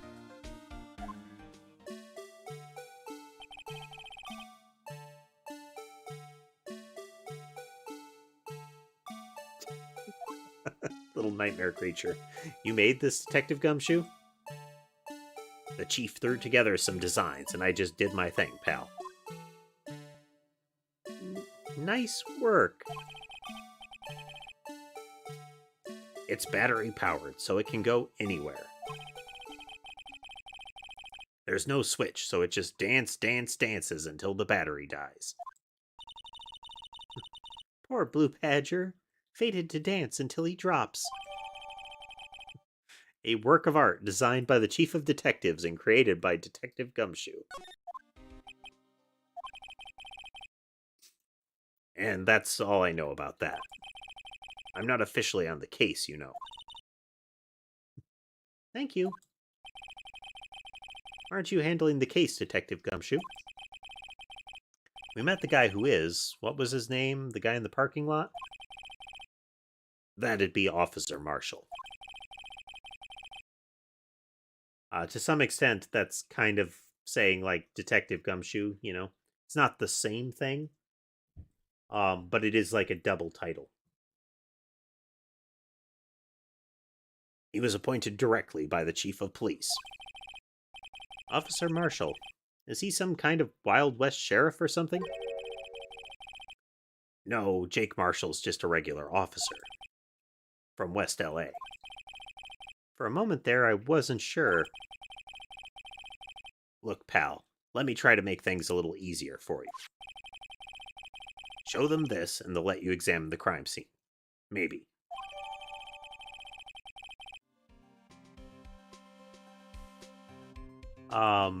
Okay, I want to look closer at that. There's like a price tag on that envelope. Like an amount of money, I should say.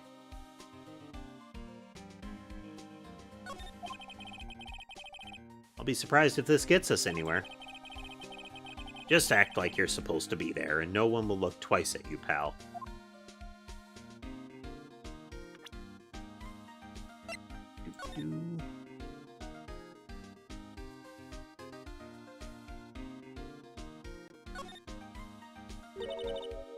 Hey, look here. It looks like something's been crossed out. Maybe it was a letter or something to Detective Gumshoe. Let's see.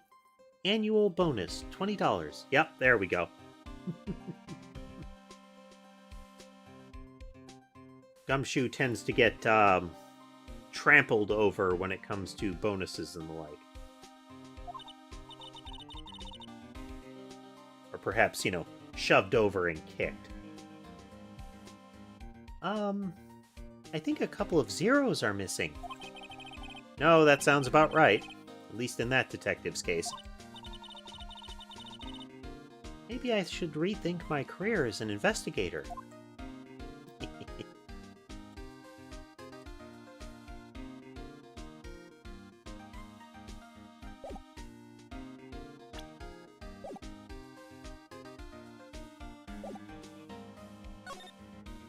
Parking lot.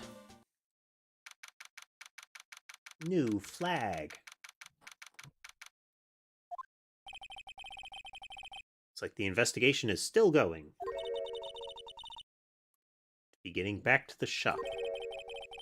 Sorry, looks like I'll be stuck in this pit till the sun sleeps. Well, the second voice was probably Marshall. I'll see you in my dreams tonight then, baby. Oh, okay. Marshall is normally posted in the security room, I bet. Oh, still there? Ah, hello. Why the surprised looks? Didn't I mention? I've got a boyfriend in criminal affairs, too. Oh, okay, as well. What happened to the security guard?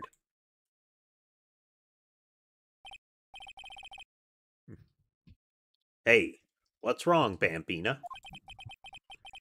You're looking like a doggy that's lost its herd. Jake Marshall. Strange guy to put in charge of a crime scene.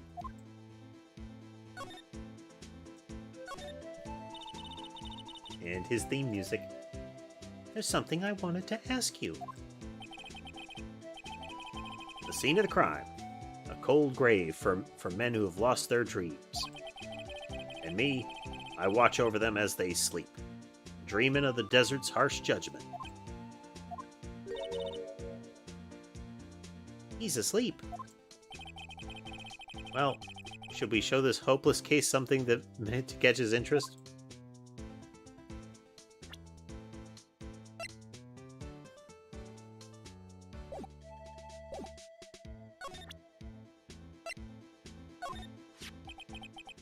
Would you mind reading this for me? What's this? I warn you, fan letters to me go right in the spittoon. It's a letter of introduction from Detective Gumshoe. May we investigate? Gumshoe? Ah, that old cow dog. He holding a birthday party or something? Huh? Look, where it should say letter of introduction, it says invitation. Ah, I think he just miswrote it. Wait, why am I getting all defensive here? No worries. This proves it's from Detective Gumshoe, better than a blood test. Guess I better let you in, then. Thank you, Officer Marshall. Oh, that's right. He's a patrolman, not a detective. Which reminds me... Hey, wait a second. Isn't a crime scene supposed to be handled by a detective or higher? Well, folks, the clues are calling. Welcome to our gold strike. Be like the settler. Strike out for lands unknown. Manifest destiny. Let's have a He's just saying stuff at this point.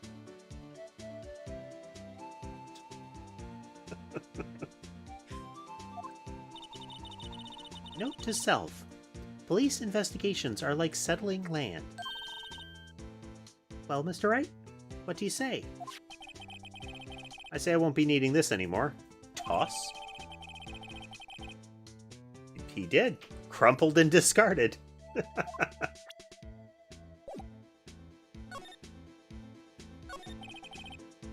Officer Marshall, could you tell us more about the victim? Good men always die young. Remember that, partner. Could you be a little more specific? Bruce Goodman.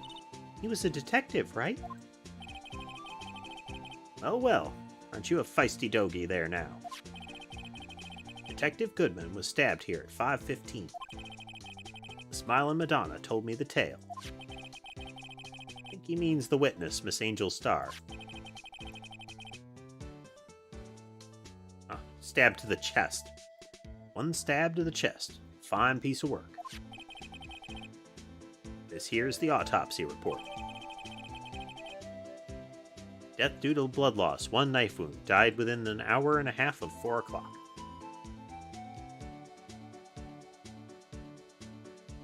Odd listing to say within an hour and a half of 4 when they know supposedly when it happened.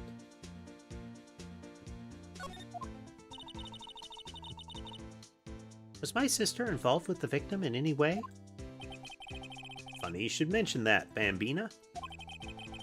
Chief Prosecutor Skye and Detective Goodman had nothing in common at all. Nothing in common? They apparently worked together on a case a few years back. So there's no motive. Goodman wasn't a particularly gifted detective. That's one reason why he didn't do much to work with the chief prosecutor. But my sister called the victim here on the day of the murder, right? Here to this parking lot. So it seems. Like calling an unarmed man to a shootout at high noon.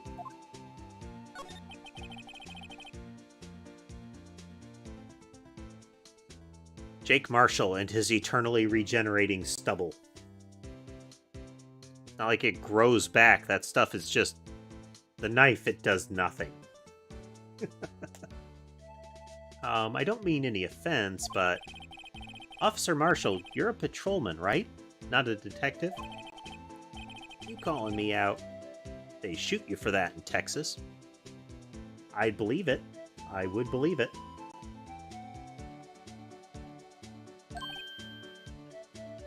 Huh? I was one of them fancy-shoed detectives till 2 years ago, to tell you the truth. Oh, really? Now he tells me. But you're a patrolman now, so how can you be in charge of a crime scene? Nothing gets by you, does it, Bambina? So why are you in charge? No reason. We're just short on hands right now. I'm keeping an eye out in the meantime. That's odd, though. Detective Gumshoe was saying he had nothing to do. Nothing important, at least. He's nothing but a sad old cowdog. It's a cowdog that can't find his tail. Maybe it's because he runs with that Edgeworth, huh? Edgeworth? That cowdog's been kicked out of his cattle run by order of the chief of police. Just, he don't realize it yet. Detective Gumshoe, kicked out of the investigation? Slide.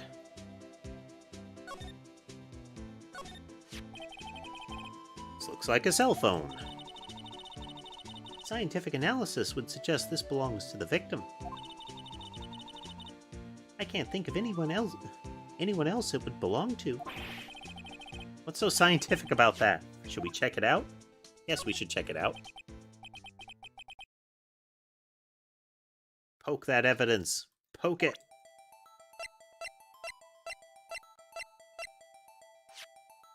Wow. It was the slowest auto select I've seen.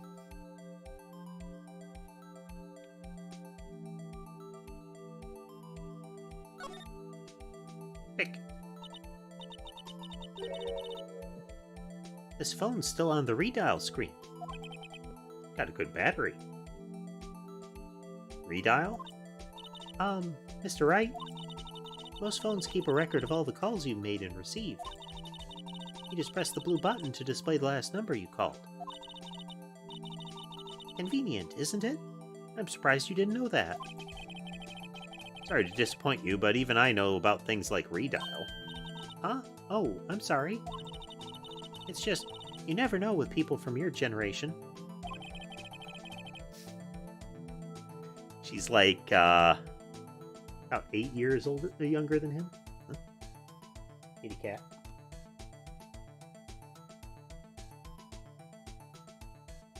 Weasley has taken his perch on the headrest of the chair here. Whatever, let's check this phone out.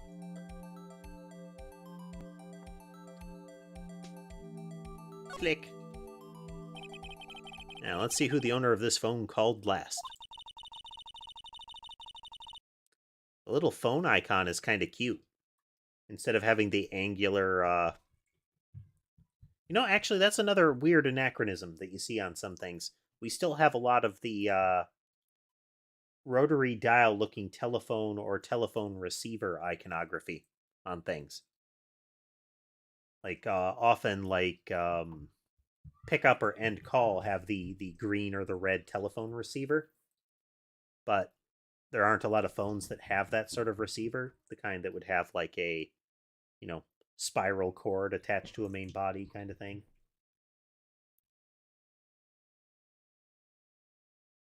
Note to self. A defense attorney doesn't think first. He just pushes the button. Beep.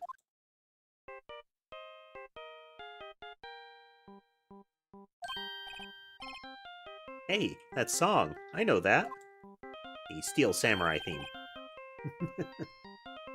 Hey, what's going on over here? Oh, sorry.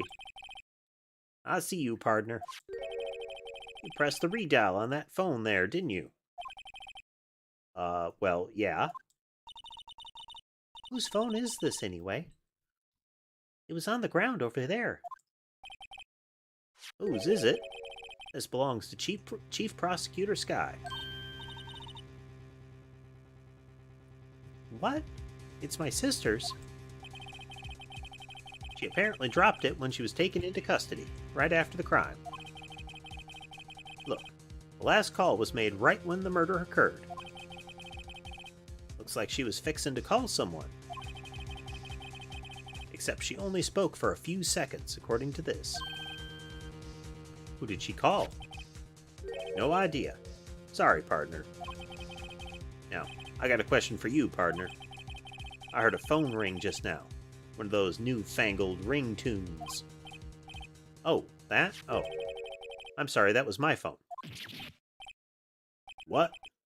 Your phone? Yeah, it's kind of strange, but someone called me right as we picked up the other phone. A wrong number. I hope you're not lying. They shoot you for that in Texas, partner. Once again, they shoot you for a lot of things in Texas, it would seem, huh?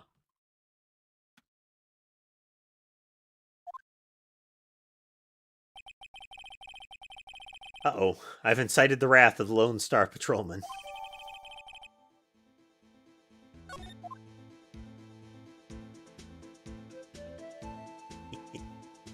Oh, that theme music.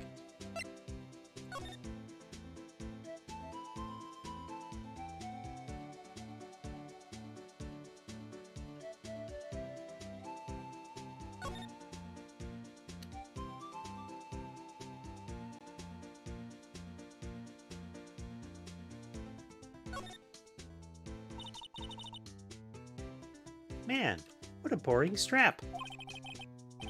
What's wrong with it? Everyone has different tastes, you know. Here, check out mine. It's a pink princess strap. These are hard to come by, you know. I see the series is as popular as ever with the kids. The Pink Princess show being a successor to the Steel Samurai. No need to push this again. What's wrong? You look like I do during finals. Never mind, it's nothing. He wants to push the button so badly.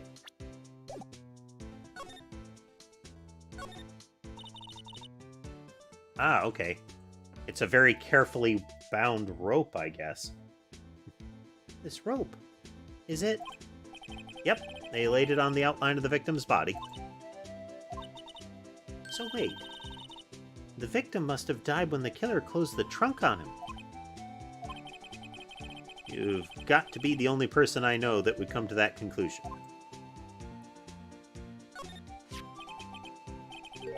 What's this? Looks like a note of some sort.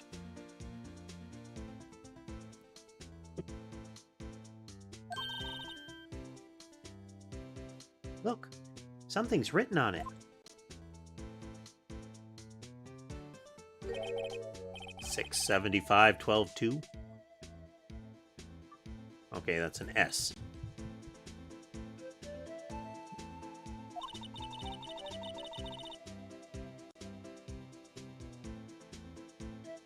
Paper printed on a name printed on the paper above. Goodman. Apparently he has his own letterhead. Maybe it fell out of his pocket when he was killed. Well, so? What does this mean, Mr. Wright? How am I supposed to know? Note to self. For deductive reasoning, go to Edgeworth, not Wright. I'm sure Edgeworth wouldn't know what this means either.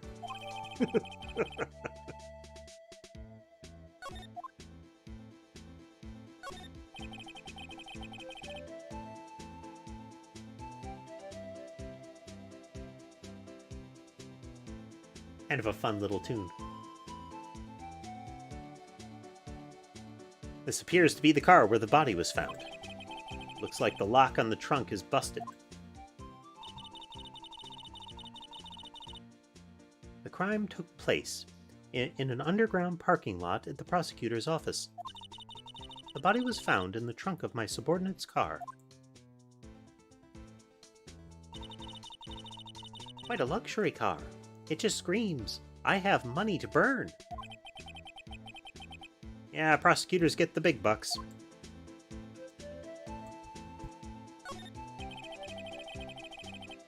B block is through here. It's where visitors park.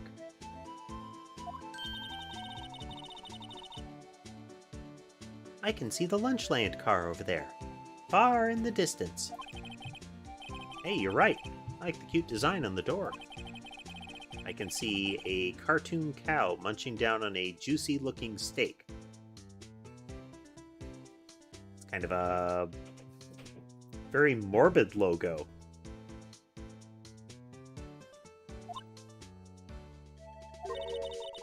Doesn't that strike you as a little creepy?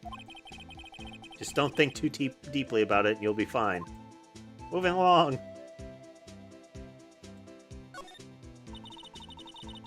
A block. This is the area reserved for prosecutors. Defense attorneys are relegated to B block. I dream of the day when I'll be able to park my car here. I'll go over to B block to buy my hamburgers from you, Mr. Wright. I'm not planning on giving up my job that soon.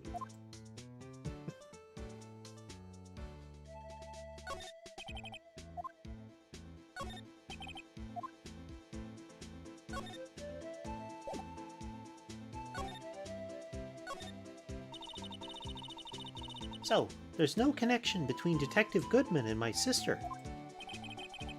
That's correct, but there's a gold mine of evidence against her. And the prospector tomorrow is none other than Edgeworth himself. I'm afraid your sister's fate is decided, Bambina. Many condolences. Officer Marshall. Yeah, Bambina? How can you say that? You and my sister, you were... Is there something between this cop and her sister that I don't know about? I apologize, Bambina. Something must have gotten into me. Maybe it's that dry wind that's a-blowing through the prospector's office. Dry wind or ill will, someone's up to something here, but who?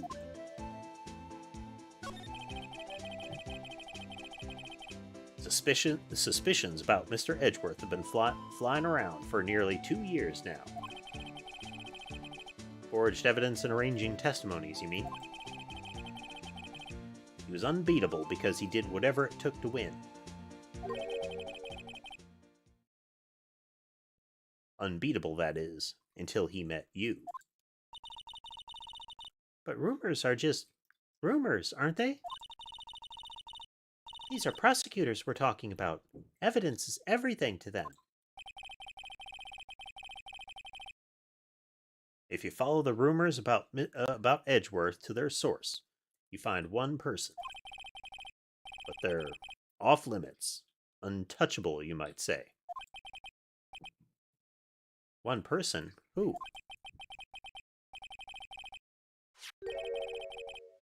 Hate to say this, but it's your sister, Bambina. Chief Prosecutor Lana Skye. What? My sister? Edgeworth couldn't rustle all those cattle by himself. Some people load their guns with bullets. Some people load them with deals. What, you're saying Edgeworth was making deals to win trials? Where there's gunshots, there's bound to be bullets. He's just making up sayings at this point. He's kind of got a salt shaker full of Westernisms, and he's just sprinkling it everywhere.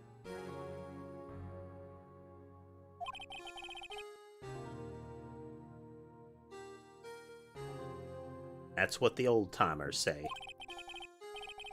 There's a big old secret hidden around here somewhere. Everyone knows it. Is that why Detective Gumshoe was taken off the case? Did they target him because he was closest to Edgeworth?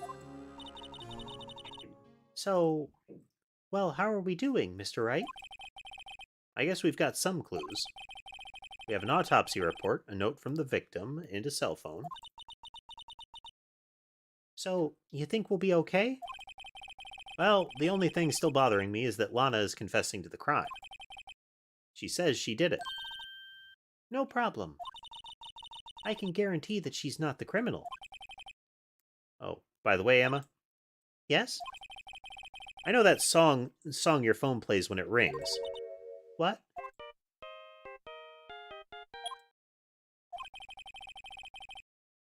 It's the Steel Samurai theme song, isn't it? That popular TV show? for kids. Phoenix does like to get his little jabs in there.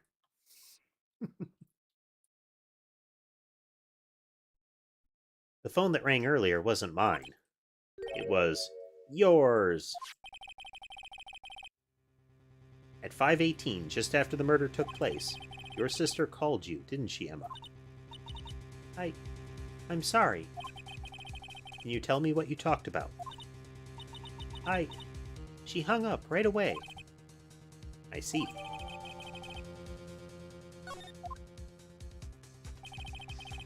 A detective is murdered, and the suspect is the top prosecutor in the district. Got a bad feeling about this. Like, maybe I still don't know everything that went on here.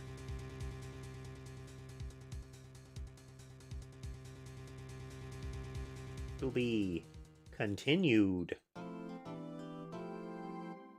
Save. Save right here. Save right here. On we go.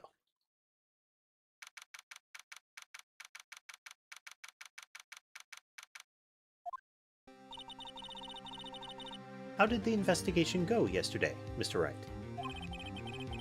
Frankly, there is still a lot of gray areas. Or rather, the whole thing is one big gray area. Don't worry about me, no matter what the outcome. I'm ready to accept my fate. I believe in you, sis. Mr. Wright, let me offer you a word of advice. Yes? A defense attorney should never believe their client.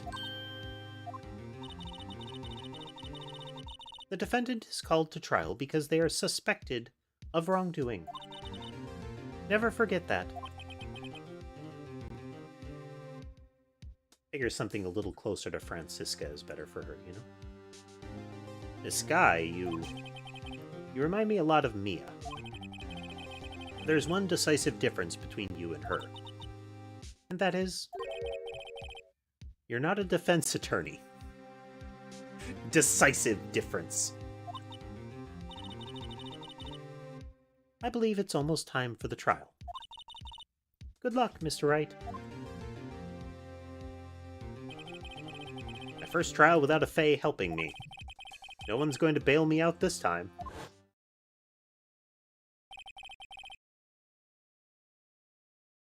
Be alone in there. So I have to discover the truth all by myself. He's sitting there saying that with her right next to him, all by myself, with no help from anybody useful.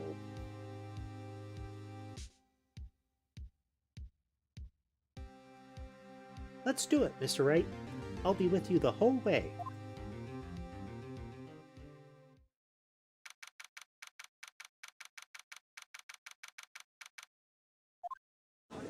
Also something charming where she's got all of the generic smart person with glasses gestures, but they're those white-rimmed, you know, rose-tinted glasses.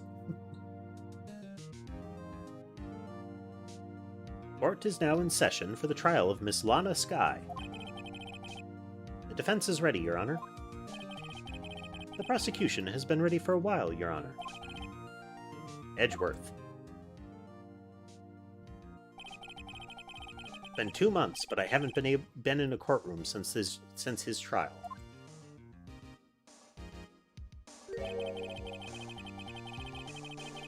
I hope that personal feelings will not be part of the proceedings today, Mr. Wright. I will choose the path I think is right, regardless of what those around me might say. The judgment to be made here is in our hands, not those of anyone else. Very well, Mr. Edgeworth. Your opening statement, please. Chief Prosecutor Lana Skye has committed an unpardonable crime. Not only this, but she was rash enough to commit it in the prosecutor's office lot. Wow, he's much more forceful in person. I suddenly feel like confessing to everything. However, She will now pay for her rashness with her life. With her life. There was a witness to her crime. A professional witness. Well then, call your first witness, Mr. Edgeworth. The prosecution calls its first witness, Miss Angel Starr, to the stand. The cough-up queen. I get what they're kind of going for if she's a, quote, professional witness, but really, and even euphemistically, cough-up tends to be like, give me the thing, not tell me the thing. Or maybe that's just what I'm thinking.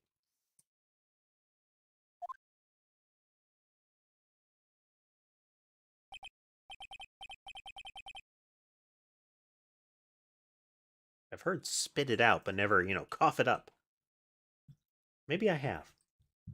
Memory's a thing, folks. Haven't I seen you somewhere?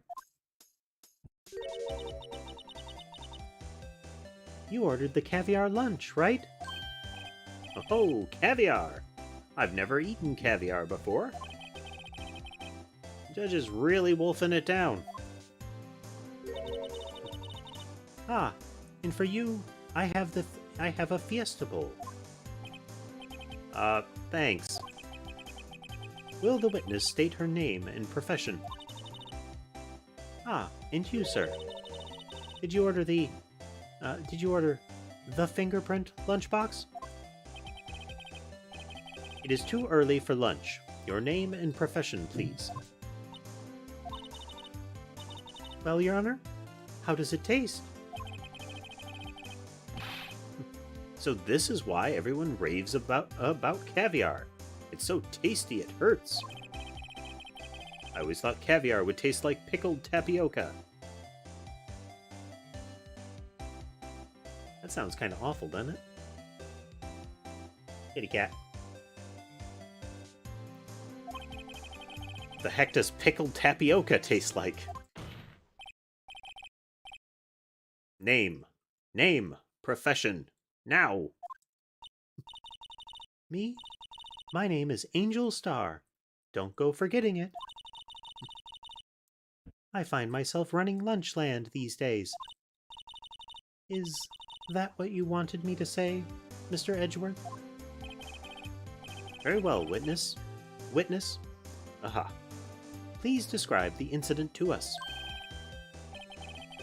The prosecution will wait. I'm not finished eating. Hurry it up. Very well, Mr. Edgeworth. As you know, we usually call on the police to provide a description of the crime.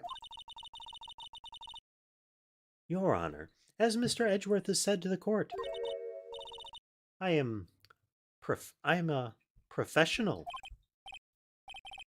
Huh. What exactly does that mean? Ah, okay. Okay, I might be seeing it, but still. Until 2 years ago, Miss Angel Starr was a special investigator with the police. She was a first-rate homicide detective. What? Miss Starr was a detective? Aha. I know who you are. Cough up? Cough up Queen, Angel Starr, Your Honor. Long time no see. Very well. You may continue with the description, Miss Starr. Just who is this lady? If I might have the court's attention over here.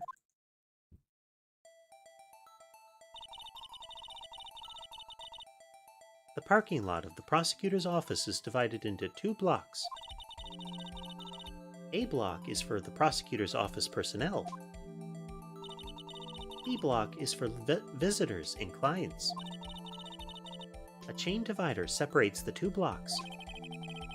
I suppose that's to keep visitors from taking up the prosecutor's spaces, yes?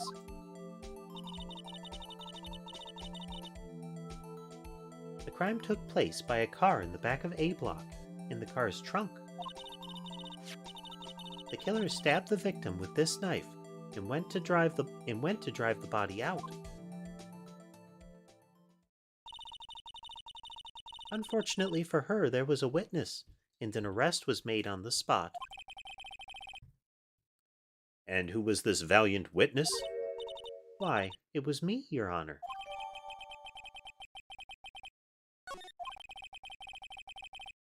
Witness, did you see the very moment of the crime? Of course, Your Honor. Immediately after that, I apprehended the chief prosecutor. It seems rather cut and dry, doesn't it? Well, Mr. Wright? I can't agree on principle, Your Honor. It seems that some poor losers are unwilling to accept the truth, Your Honor. Shall I proceed to crush what little hope they have remaining? If you can, then give them your worst, Miss Starr. Wait, are they talking about me?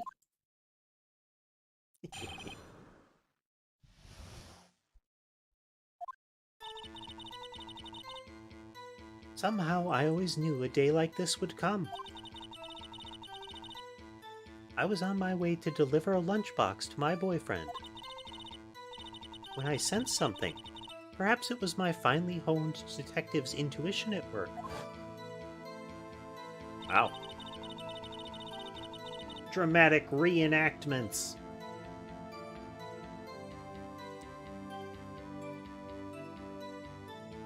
Through the wire fence, I saw the chief prosecutor standing next to a garish car. The chief prosecutor was holding a knife in her right hand.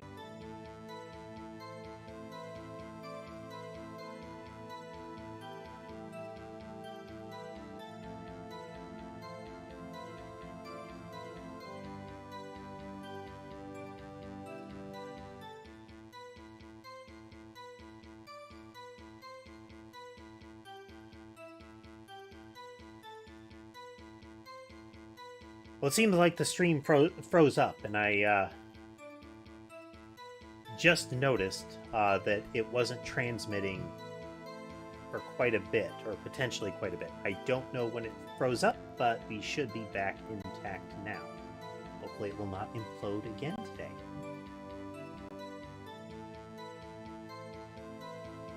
Perfectly professional, perfectly functional. Everything is fine.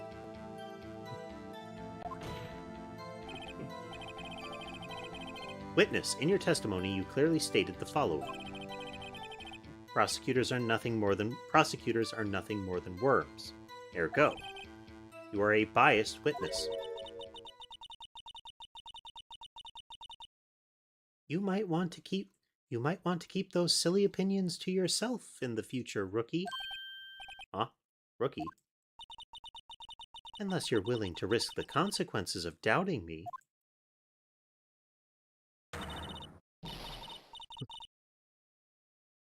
I'll fry you like a fritter, crispy on the outside, chewy on the inside. That was inspiring. I believe I've heard that tagline elsewhere. You could cry plagiarism. I may be relegated to the lowly post of lunch lady, but my instincts are honed.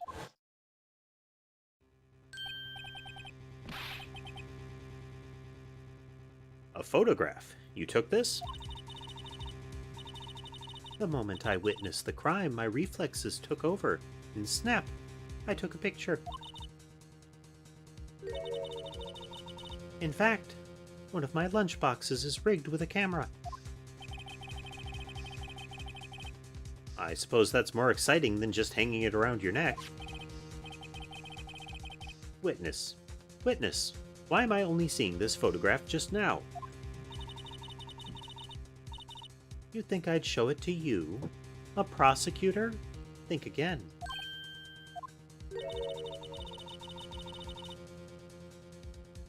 My boyfriend works in the photography division of criminal affairs. Well, this is most certainly the defendant.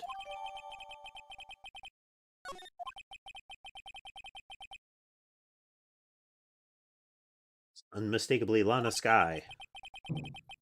So, what was the defendant doing at the time?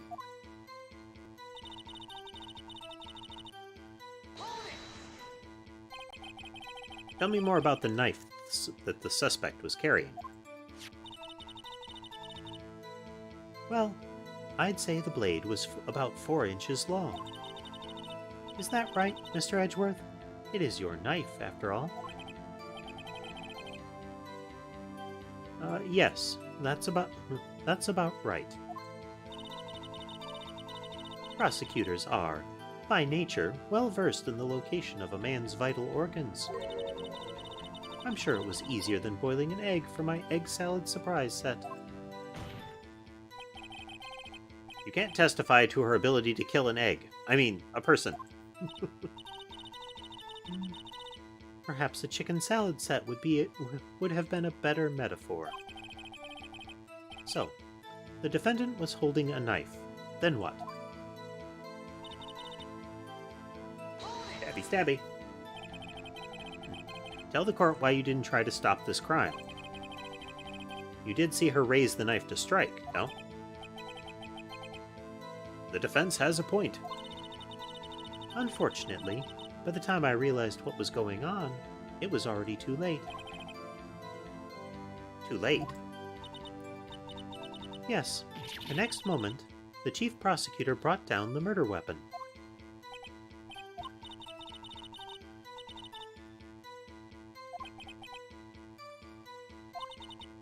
Scientifically speaking, Miss Starr's testimony is flawless. Sounds pretty fatal to me. What do we do? Is this it? Is my sister guilty? Let's just keep our heads cool and press the witness a bit, shall we? For some reason, having her panicking next to me makes me calmer. Don't smile like that. Let's look at our... First, let's save now that we're to this point.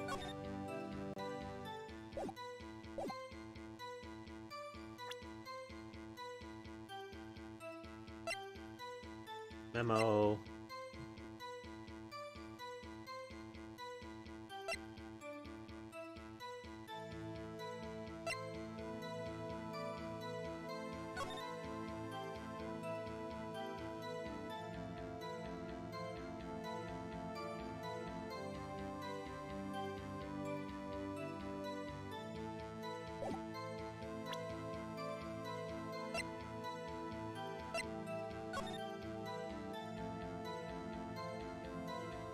Chest wound, 4.5-inch knife.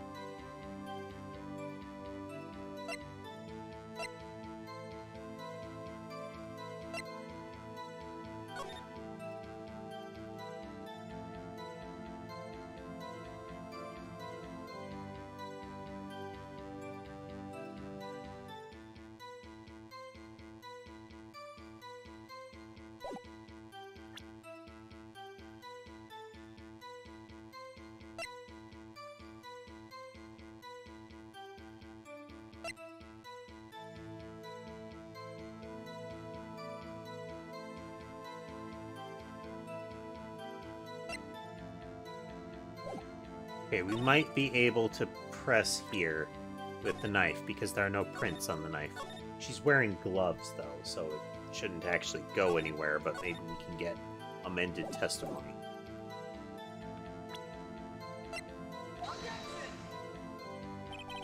Nope.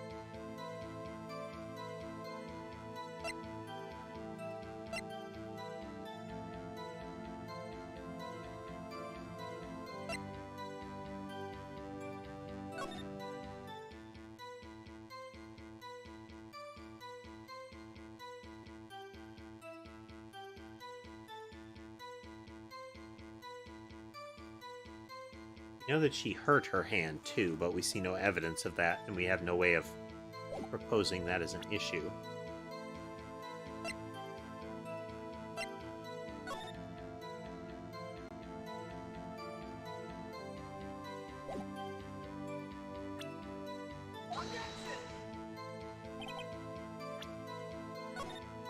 Does not seem to be knife-related.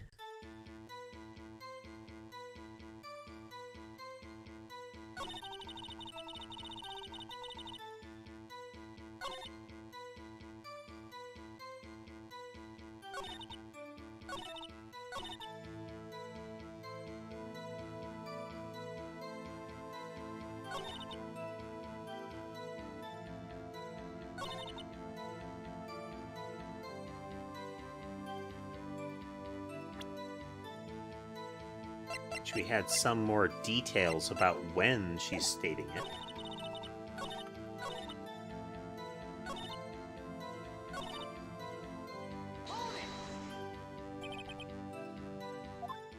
Oh. Prosecutors are ugly and twisted.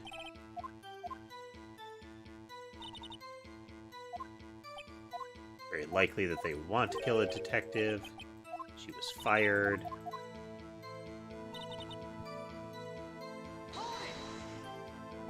Her many boyfriends.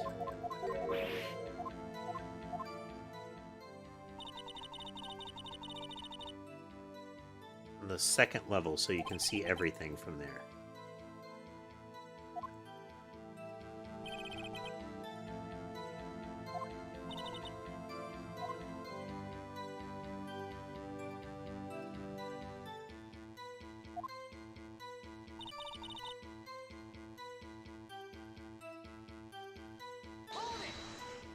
It may be because, like, she came in through B block to deliver it, but I don't think that's really a problem.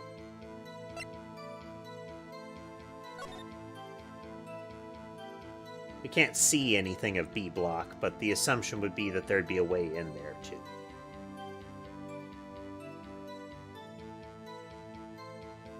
And I doubt you can actually see everything since there's a reasonable barrier right here. But again, I don't think that's relevant. She's talking about what she saw from here.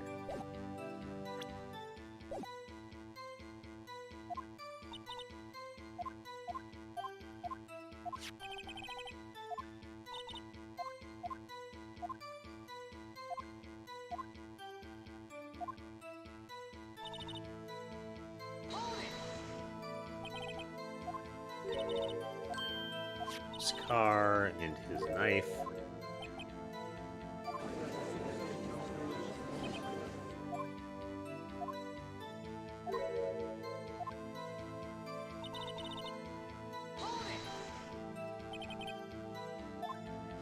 Knife.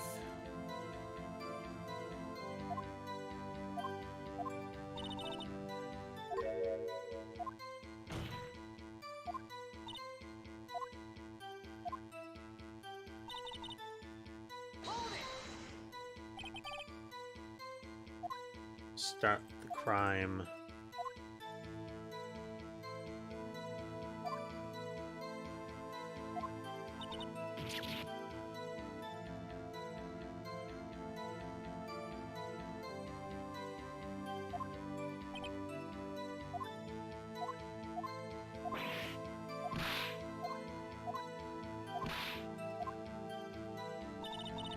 Alright, well, we're definitely missing some concept here.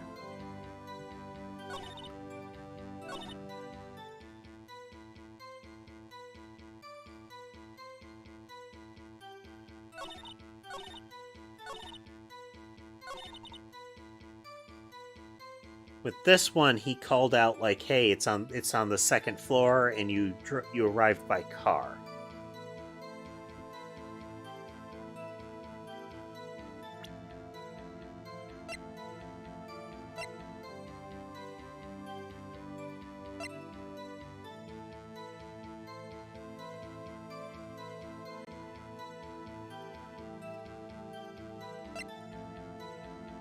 We could get an indication of when, that would help too.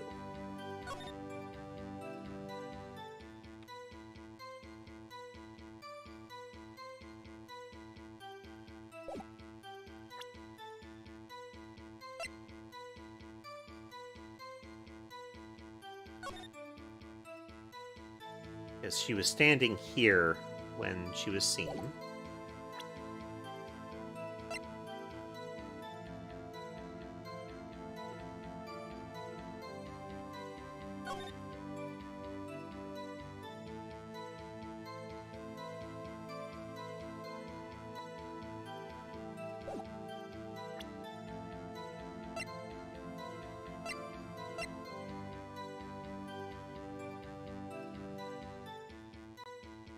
Some of the victim's blood, but not prints.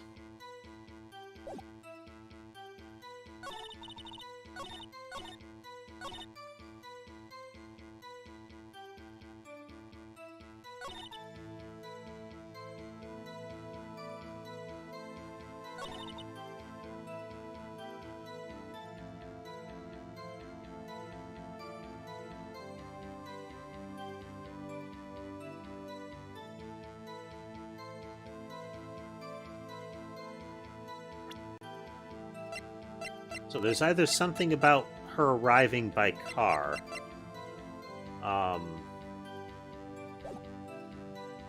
Let's see if we can use maybe the parking stub to when she came and asked her when, does she have the stub?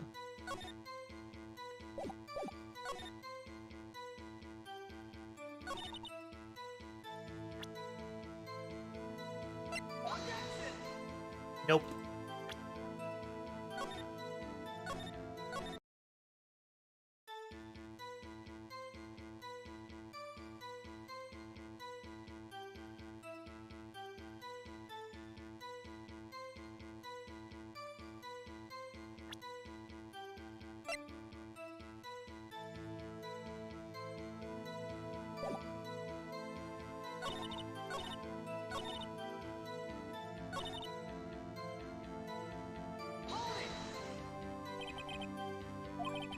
Stop it. Knife poised to strike.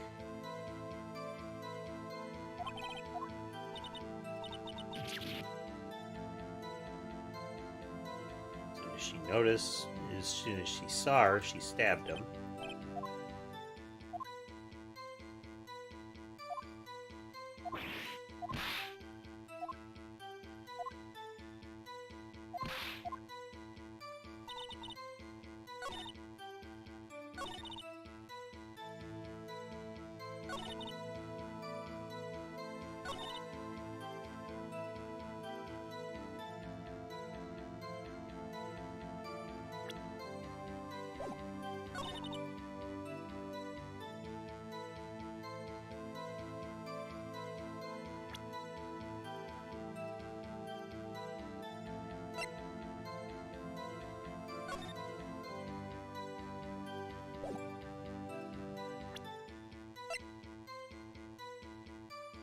Yeah, if we get her to say stuff about the time, there might be something that we could challenge.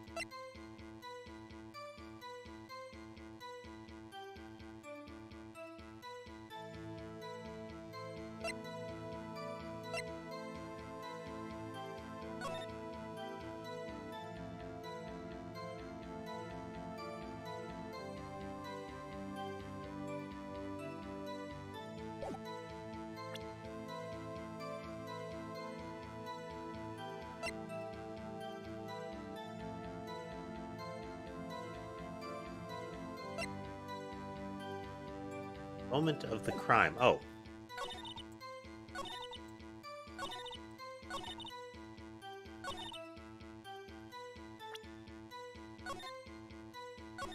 Maybe it's... She said she snapped a picture as quick as she could. But she's saying she was holding a knife and then she stabbed down. Maybe this is a conflict with her picture.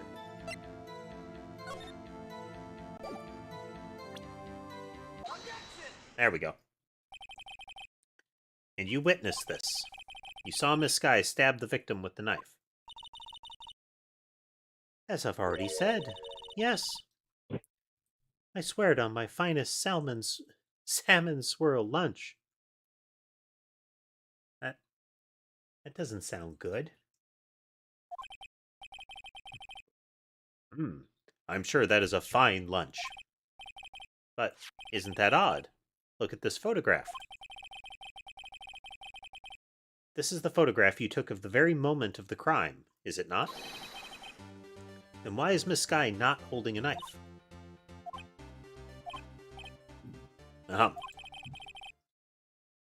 Mr. Edgeworth, your thoughts? Objection.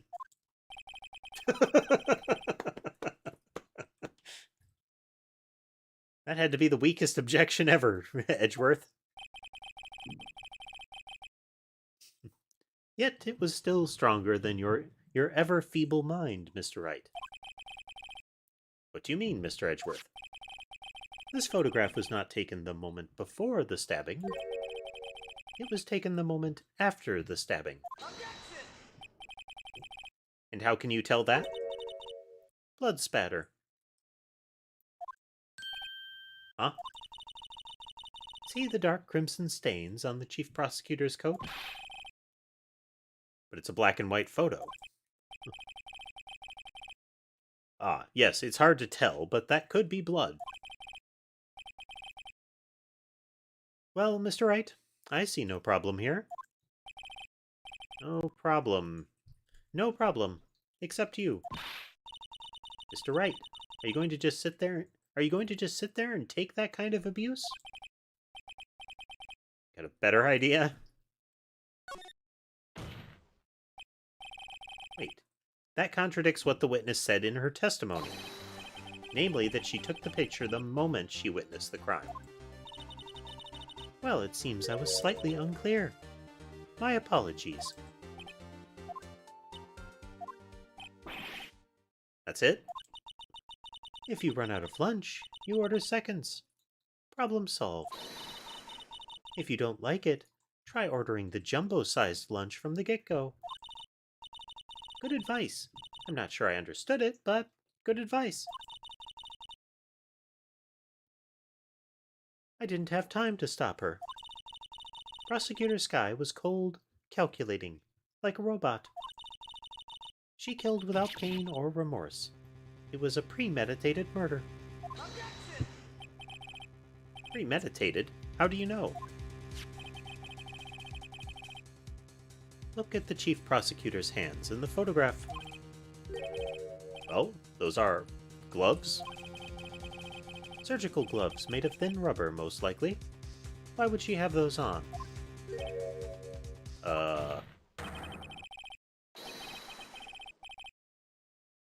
If it was not premeditated, she would not be wearing those gloves.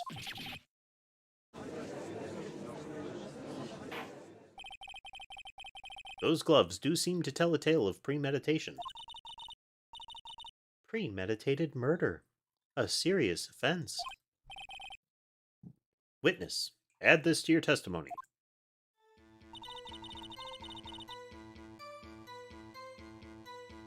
The murder was planned. The rubber gloves prove it.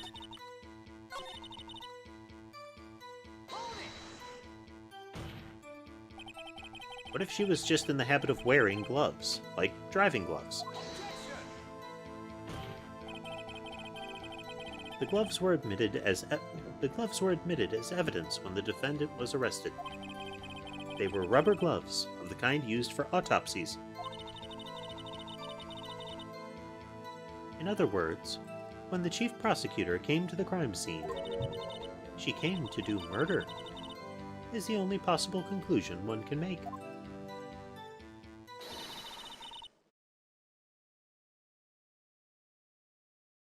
Everything was planned. It was a premeditated crime. Arg. Impressive. I'm sorry they took you off the force, Miss Starr. This is bad. She's got them thinking it was all planned.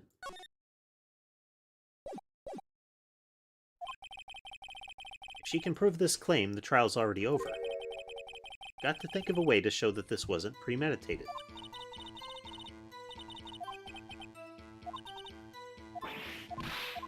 This is we've entered a loop.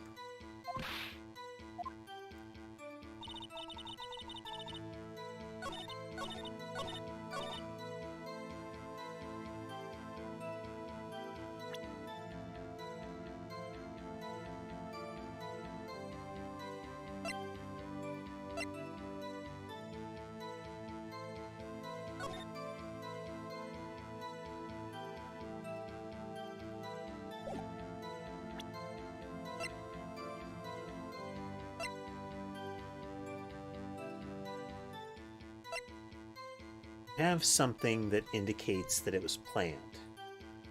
It was planned. Why did she use Edgeworth's knife from the car? No, it would be to frame Edgeworth, would probably be where that would go.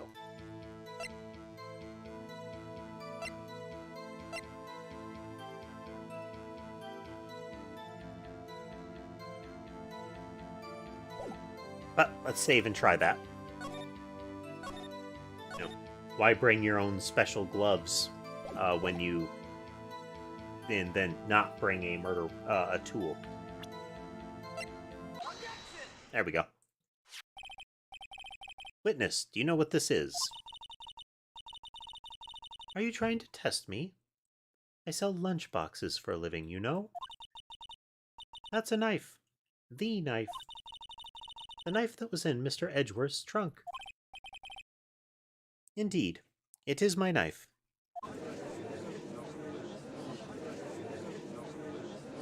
Rabble, rabble, what's with this case? The bloody murder weapon, a red car, all belonging to the prosecutor there.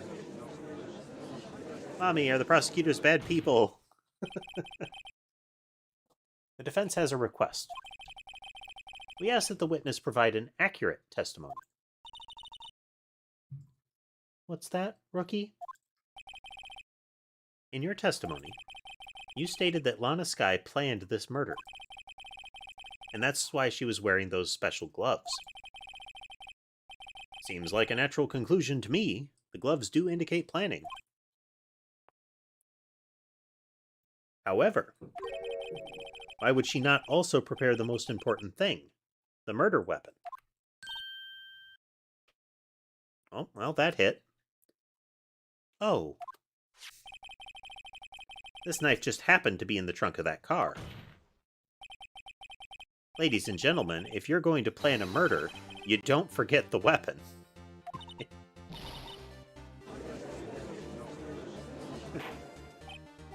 And she conjures a stack of lunchboxes. Great, now the tide is turning in our favor. Great show, Mr. Wright. My sister's as good as free.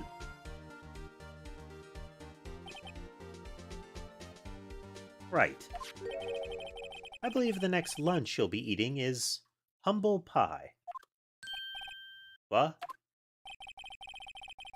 I hope you weren't deluding yourself into thinking that the tide has turned. Not over such a trifling detail.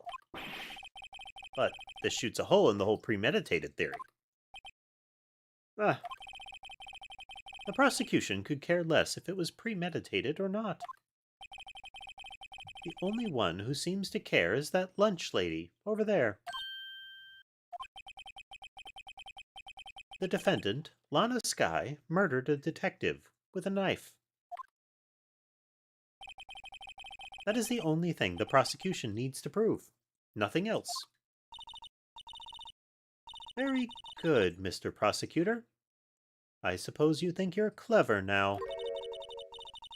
But you know as well as I do that she planned on killing him. It was planned. If it wasn't, why would she have been wearing? I believe I'd like to hear your testimony again. Witness, please tell us only what you saw, not what you thought. How dare you? My powers of deduction are not to be underestimated. Really now.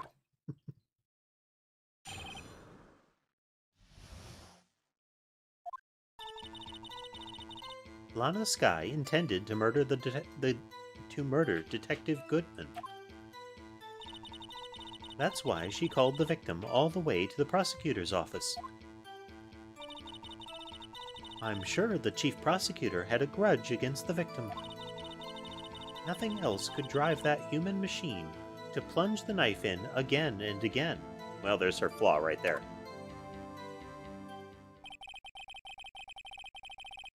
The victim was summoned from the police department to the prosecutor's office. It does sound like premeditation, doesn't it? So, if I ordered pizza, does that mean I'm planning to kill the delivery boy? In any case, the defense may now cross-examine the witness.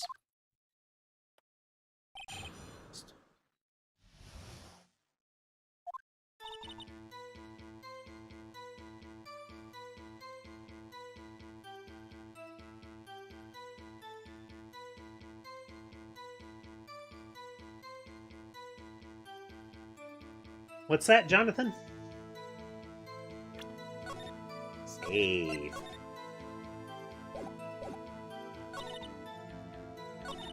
Victim stabbed him over and over, but he could not have because the guy was only stabbed once.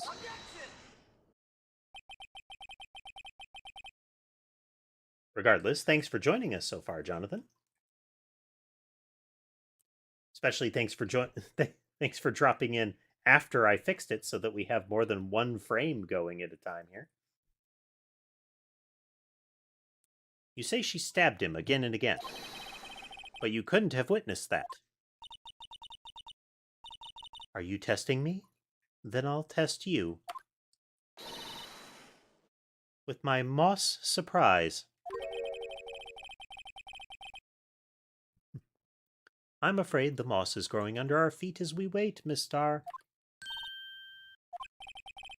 What do you mean? I shouldn't have to explain this, but take a look. The autopsy report states that the death was due to a loss of blood from one stab wound. You're right. Good show, Mr. Edgeworth. What a hunk! He's my hero, really. What about my objection? No one noticed? Well, witness, you got the crime scene set, yeah, right? Wow. Bed of rice, glob of ketchup, fork stabbed in. That is, that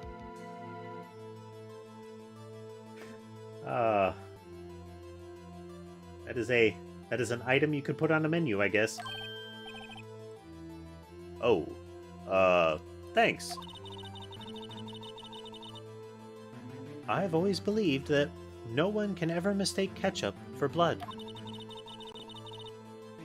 But now I realize that such mistakes are possible. So, you're saying you mistook something for blood? When she lifted her knife, I thought I saw blood at her breast. Splattered blood from her victim. That's why I thought she must have stabbed him at least twice.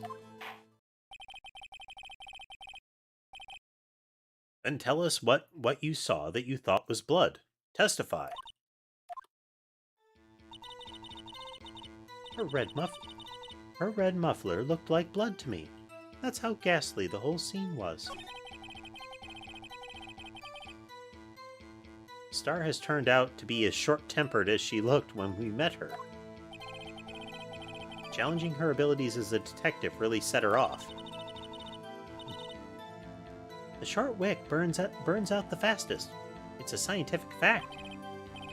I wonder, wouldn't it depend on the size of the candle? I mean, add more wax and even a really short wick will burn longer. Taking notes. Obviously, more scientific testing is required.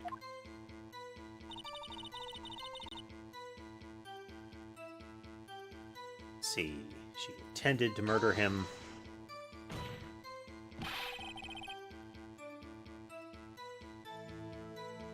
Let's see. Where are the kitty cats right there, huh? Verify if we want to change camera. Yeah, let's put it in burn camera for a bit, huh? There we go.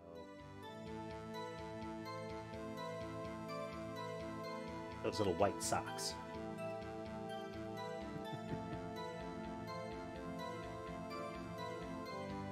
You've said that, but you haven't told us how you know. That's what I'm about to tell you, rookie. I believe what she just said was a mere prelude to the story she's about to tell. Try not to interrupt her again. Rookie. Never interrupt a storyteller. It's like pulling a bun out of the oven half-baked. Something's half-baked here, all right, and it's you.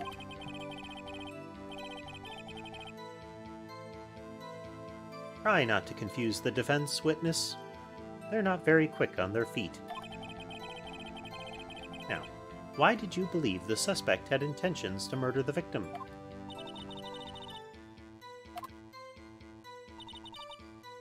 She called the victim. You have no proof that Miss Sky called him there. You have no proof that she didn't. Mr. Edgeworth, thoughts? There is no record of a call made on the defendant, Miss Lana Sky's phone. She might have written him a letter. You could have tried public phone first, at least. In any case, the victim came to the prosecutor's office, where he was murdered. I'm sure he had a reason to be there. Witness? Why do you think it was the suspect who summoned the victim that day?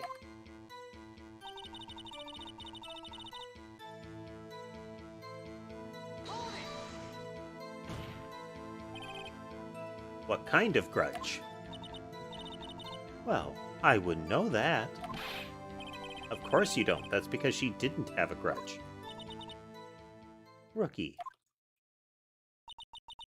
I have a lunchbox here. Now, what's inside? How am I supposed to know? See? We agree there's a lunchbox here, but we don't know what's inside. A person's life is like a lunchbox with pretzels. Don't you agree?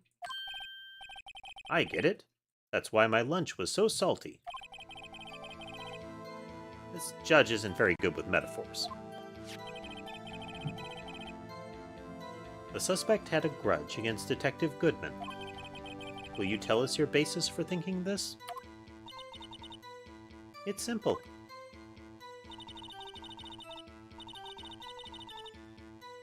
Looked like blood.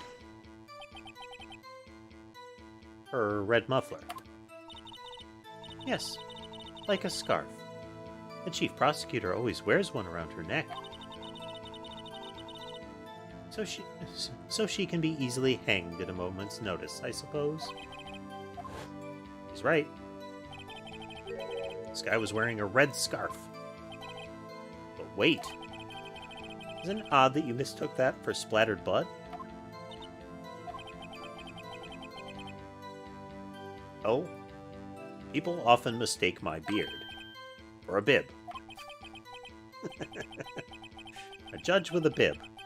That's why this place feels so much like kindergarten sometimes. Actually,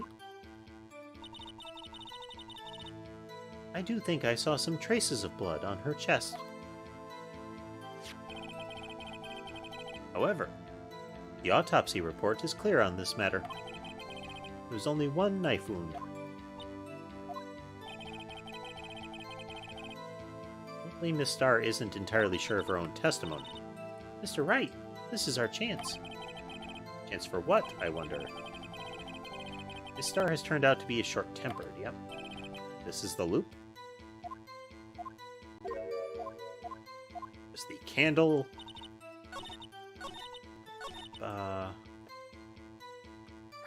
Us look at stuff and things. She's not wearing her muffler. Oh. Miss Starr. The witness is clearly not suited for detective work. What? The suspect was not wearing a scarf or muffler of any kind when she stabbed the victim. And you've proved it yourself with this photograph. Huh? But that can't be. Only a professional lunch lady would be so utterly clueless. Congratulations. Perhaps you've finally found your true calling in life. Harsh words, but good. In the end, Mr. Edgeworth prevails. What was my objection? Chopped liver? Edgeworth is just as active in trying to discredit the witness as we are, but is letting us essentially take the lead. But it was there. A scarf. No, not that, but something red. Really. Well now, where were we? The witness has given us an entertaining interlude. But back to business. What? Very well, witness. Continue your testimony. You saw the crime and apprehended the suspect. Tell us about that. Grr. Very well. I do remember some things accurately, at least. Ultimately, we couldn't shake the most important part of her testimony. The most important part? The part where your sister stabbed the victim. This next testimony might just be the moment of truth.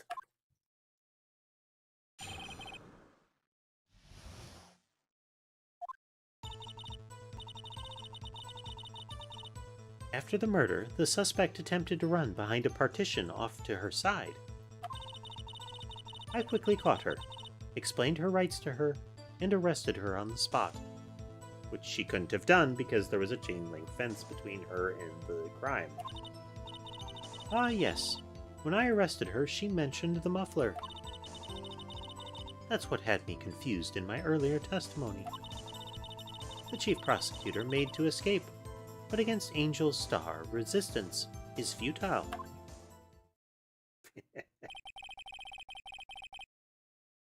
You are quite determined about this scarf, aren't you?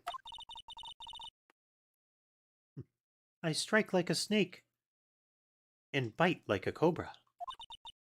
Which is not a snake, I guess. That's me, Angel Star.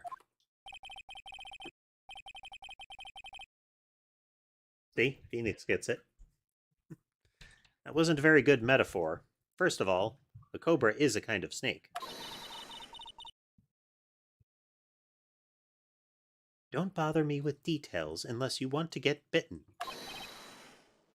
No thanks. Note to self.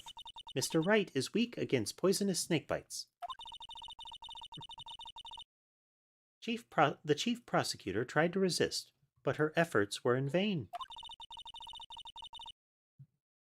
She knocked my hands aside, kicked over an oil drum, An oil drum? Hard to imagine. Oh, she's beautiful, but deadly. A predator, this one. A leopard woman. Roar. Very well. Your cross-examination, if you will, Mr. Wright.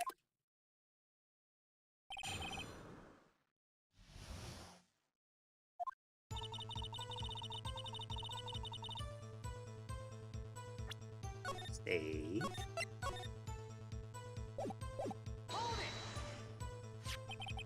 So where is this partition in the floor plans? I'm sure she means this wall next to the car. That's right. There's a wall there, about 6 feet high. She was obviously trying to hide herself. Quite a natural thing for a criminal to do. What did you do then?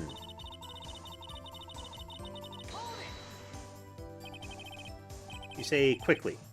Were you close to the suspect? As I just said. I was only 30 feet from her the whole time. Maybe I should press her for more details. Press away. I'd like to see this on the floor plans, just to be safe. The Lynchland car was here. So you witnessed the murder from here. That would make it about 30 feet to the car. That would make it about 30 feet to the car. Yes? That is that correct, Miss Starr? Yes, that's right. But there was a chain link fence in front of you. I went over it, of course. Amazing. The cough-up queen, lunch lady athlete. Indeed. It would have taken her a little time to climb over the fence. So she couldn't have gotten to my sister that fast.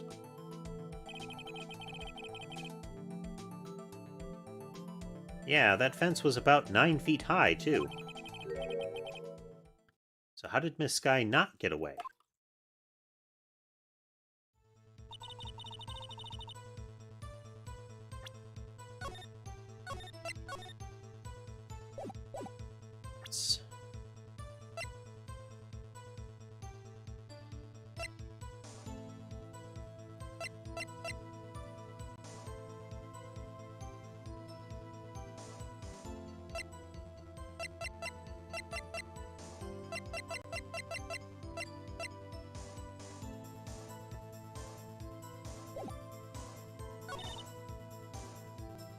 I think this is kind of the spot here.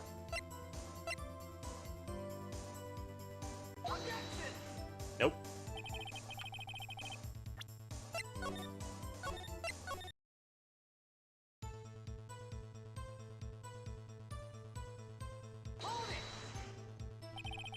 You mentioned the muffler.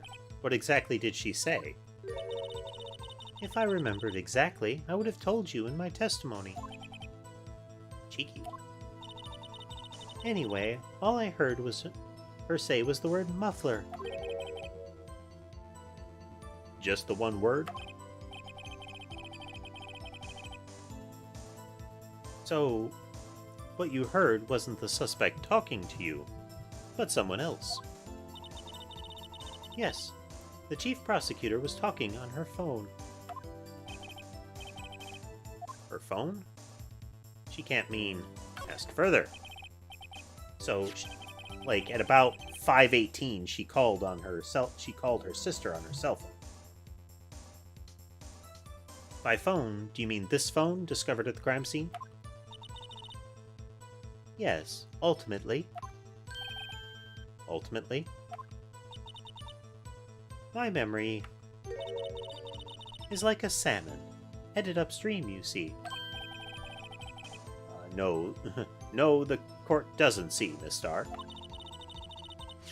The chief prosecutor first attempted to use the phone hanging on the wall.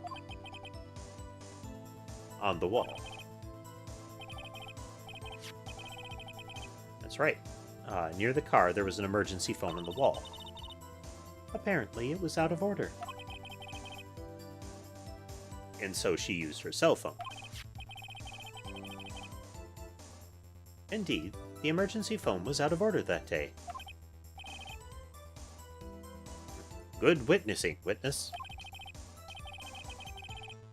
Good witnessing? Whatever happened to good testifying? You should, of course, add this to your testimony. The things I do to please this rookie defense attorney. The word muffler was overheard during a call made to Emma at 5:18.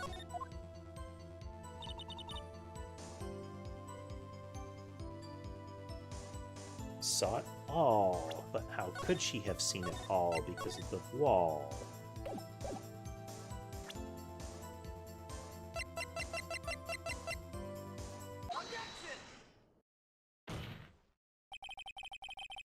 Miss Starr, I have to conclude that you have a personal grudge against Miss Lana Skye.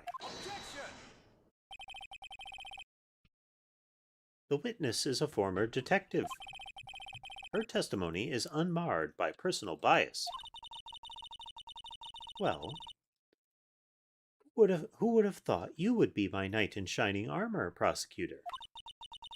You who, together with the chief prosecutor, kicked me out 2 years ago. Well, Miss Starr, this is a fatal contradiction with your testimony. How do you explain this?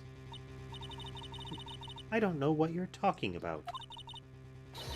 Mess with me, and I'll make you cough it all up. See, it really doesn't sound like she's talking about, like, getting information or acting as a witness.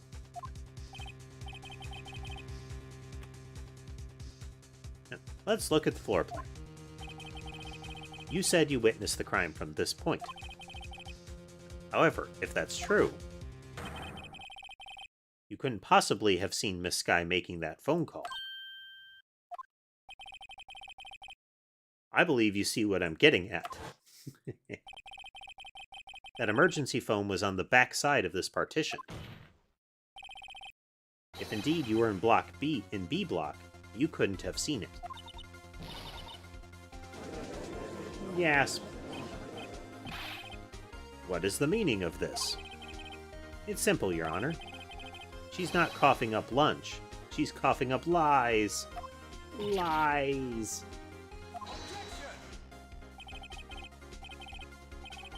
That's quite a claim, Mr. Wright.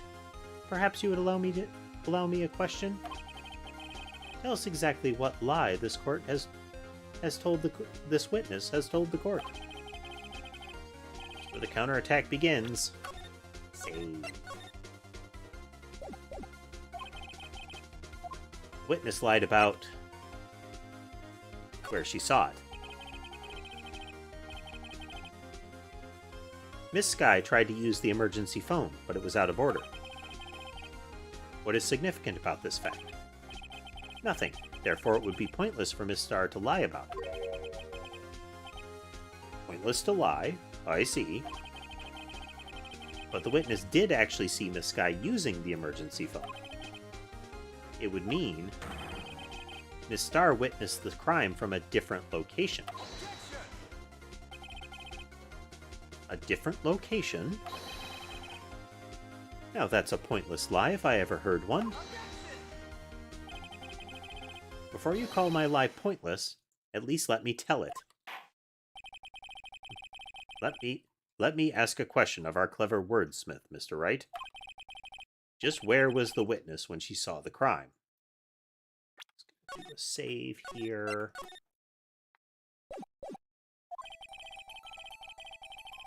It's to one direction.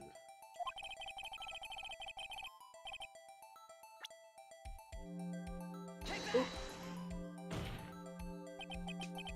This is the only place where she could have been. The security guard room? Indeed. The security guard room in the underground parking lot is well positioned. It's built on the second floor, so you can see the entire lot, except for directly past the divider where the faucet and the barrels are, because you can't possibly see down behind that far. but the whole lot otherwise.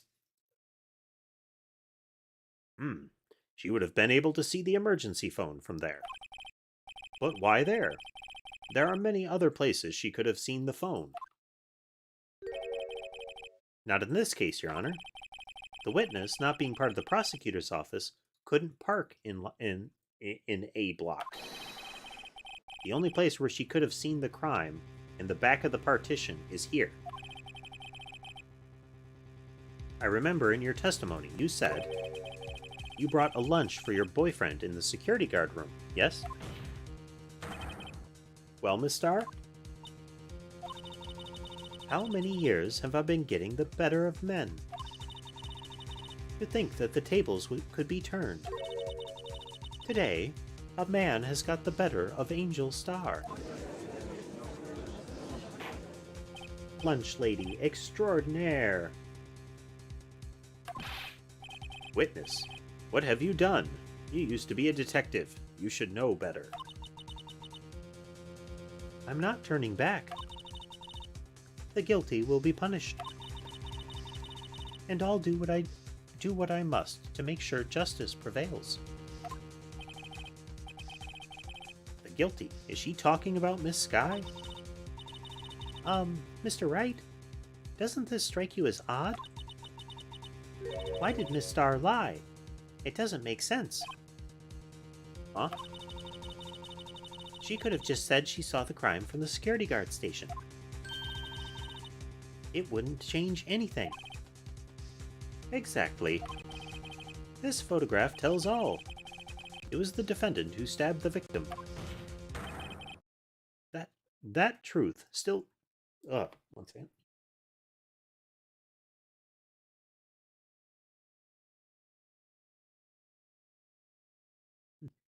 That truth still stands. It still stands. I disagree, Mr. Edgeworth. What? If a witness is found to be lying, they're guilty of perjury. She knows this. She wouldn't risk that without a good reason. So tell us what her reason was, Mr. Wright. Huh? Me?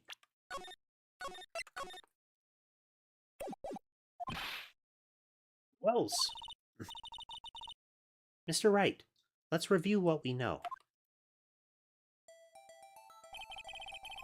Miss Starr witnessed the crime from the security guard station. But she lied and said she saw it from B block. It must make a vital difference, but what? What would change?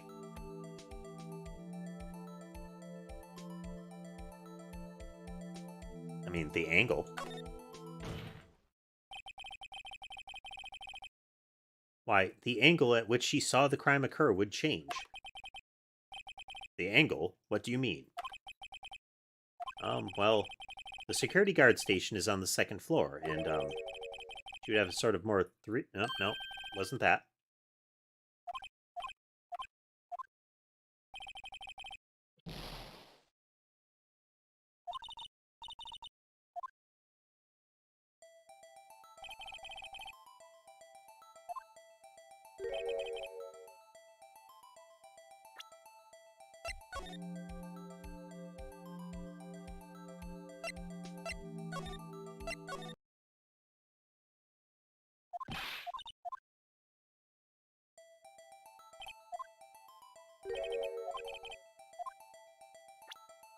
Save right here, so that we can screw up a couple more times if necessary.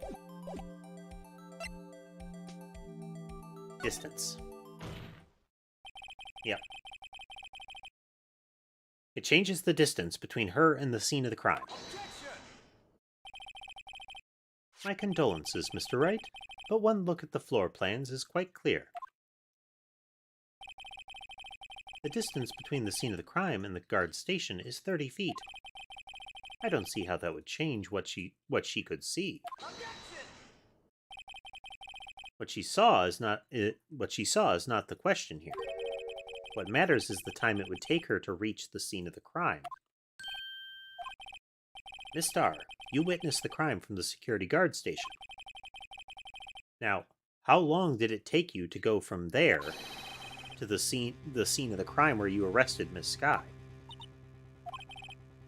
Well, witness? You... Yes? You ordered the squid wheels, right? The quality of my lunches has gone from low to inedible.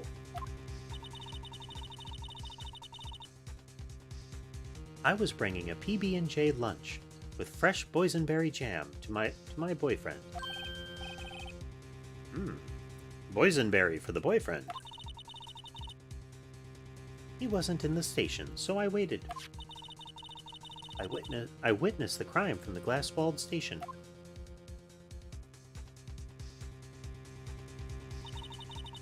And before I knew what I was doing, I found myself running towards the scene.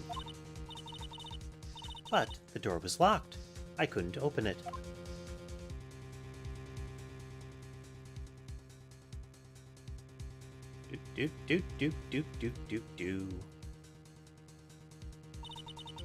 That's why I had to go through the visitors' parking lot in B. The visitors' parking in B block. That's quite a detour.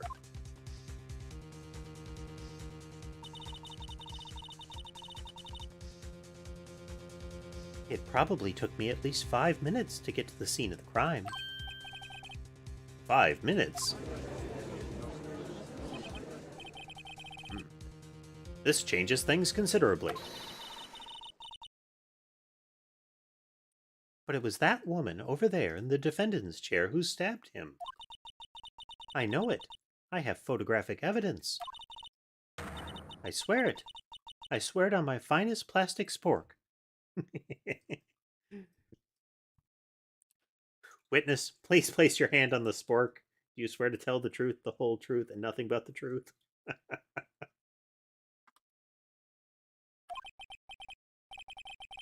You have a point.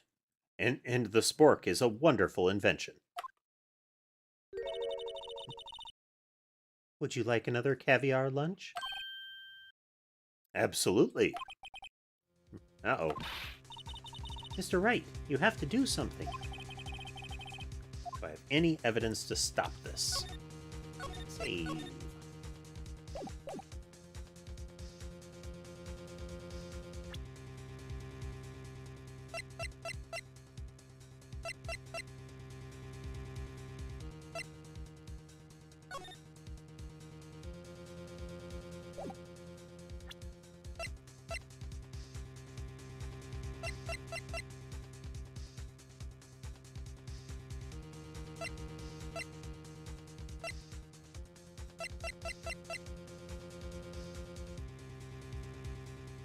So the car arrived at 5:12. So nothing could have happened until 5:12. She saw a murder and spent at least 5 minutes running there. So she could have arrived no sooner than like 5:17. And then a call was being made at the time. I think that still gives that time for the phone and the time of parking not to be relevant.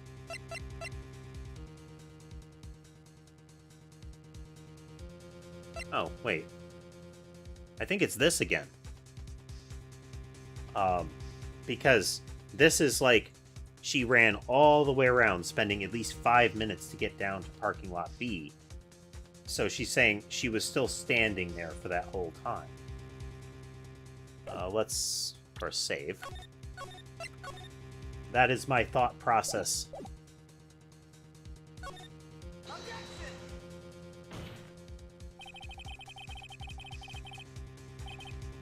Five minutes between witnessing the murder and the arrest. Think about it. You could make pasta in that amount of time, if you like it al dente.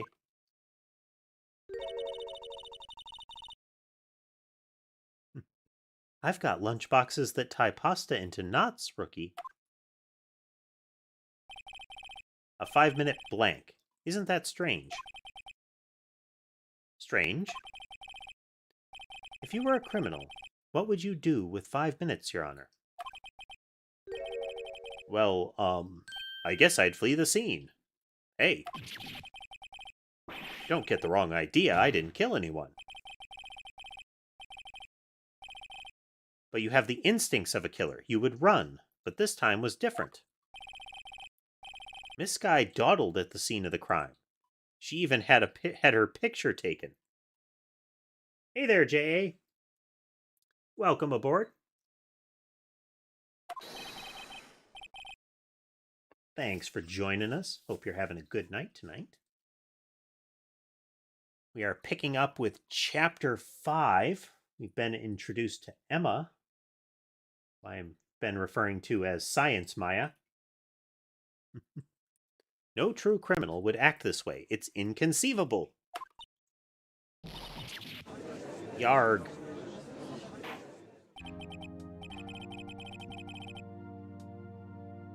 Yep, rise from the ashes. That's what we're doing. Well then, it seems we've come to the end of this testimony. Ah, neat.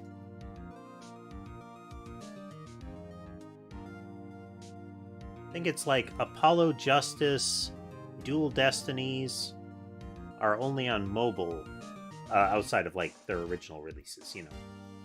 And then there was one other that's only on Android, which is unfortunate, but we're going to play what we got.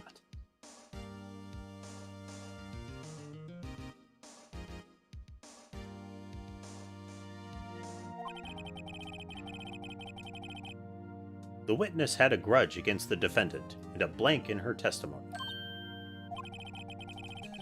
Mr. Edgeworth, is the next witness ready to go? Unfortunately, I appear to have overestimated this witness on account of her professional history. We did it. We screwed that can shut, Mr. Wright. That was too close. I'm afraid that the cough-up queen has been dethroned.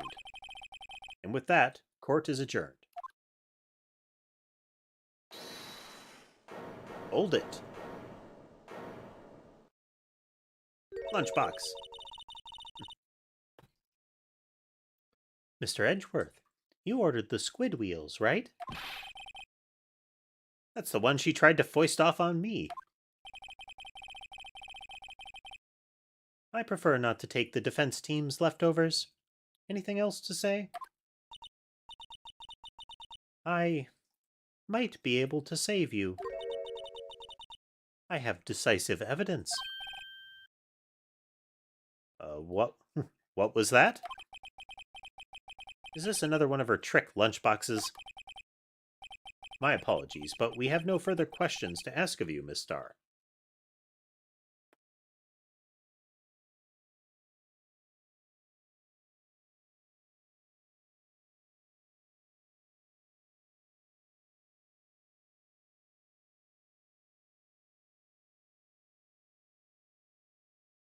Are the Ace Attorney investigations, are those the ones that are centered around, like, part of Edgeworth's absence period?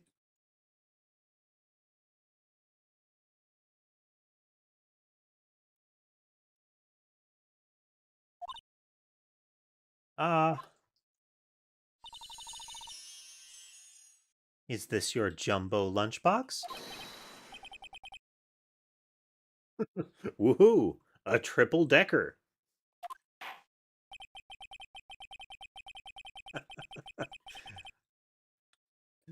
Out of deference to the witness's determination, out of deference to the witness's determination and her willingness to bribe me flagrantly, I'll allow one more testimony.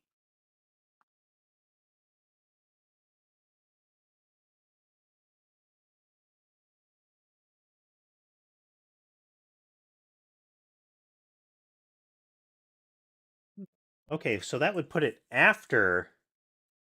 That would put it after the initial absence of Edgeworth, since Edgeworth shows up again in Justice for All. That Phoenix Wright lore, man.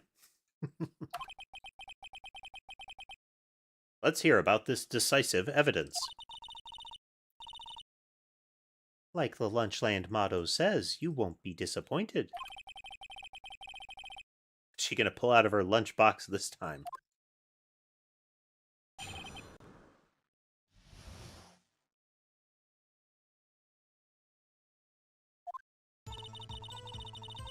I should have mentioned those 5 minutes when I wasn't looking at the crime scene.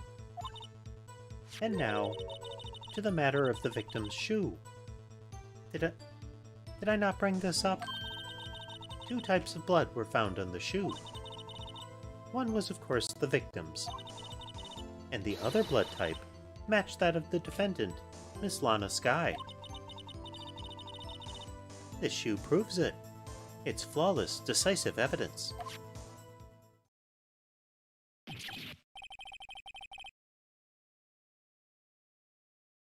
What?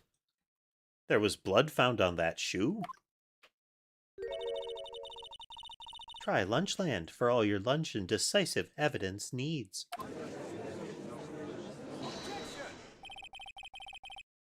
Witness, what is the meaning of this? Why is this the first time I've heard of this evidence? Simple. As I've already said, I don't trust you with evidence, Mr. Edgeworth. That's why I took the liberty of investigating this myself. And you had blood tests performed? Didn't I mention? I have 3 boyfriends in forensics. She has a veritable harem. Let's see, 3 in forensics, 1 security guard, 1 in the, criminal affairs.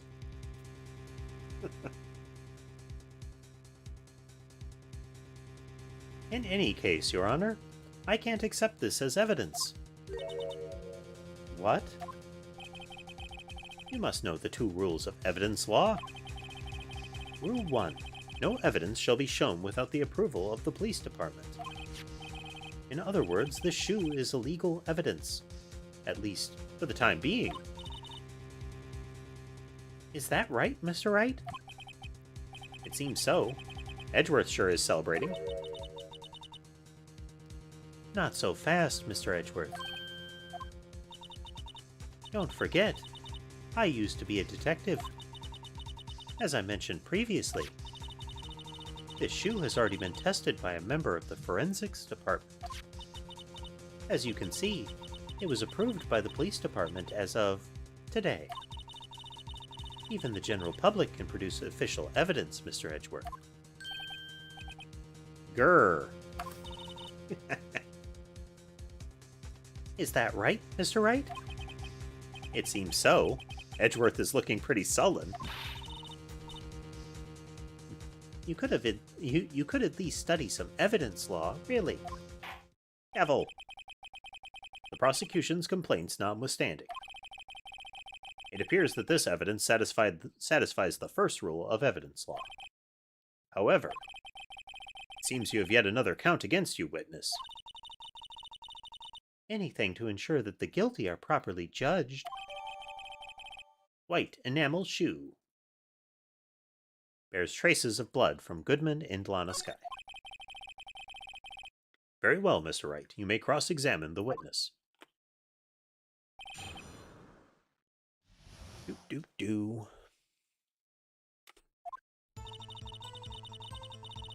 Oh. Why did you lie about those 5 minutes? I guess you could say I just wanted people to look at the results. The results. How many times do I have to say this? I saw the chief prosecutor stab the victim before my very own eyes. Compared to that, a 5-minute blank means nothing.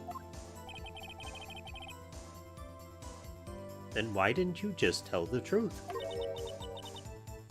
Don't make me laugh. We're dealing with the most untrustworthy of the vile lot known as prosecutors. falsified evidence, arranged testimonies, erasing and manipulating evidence. When you fight monsters, you need to use every trick in the book. This when the suspect is admitting she did it. But false testimony is the most despicable crime of all, Miss Starr. Let's just get this over with.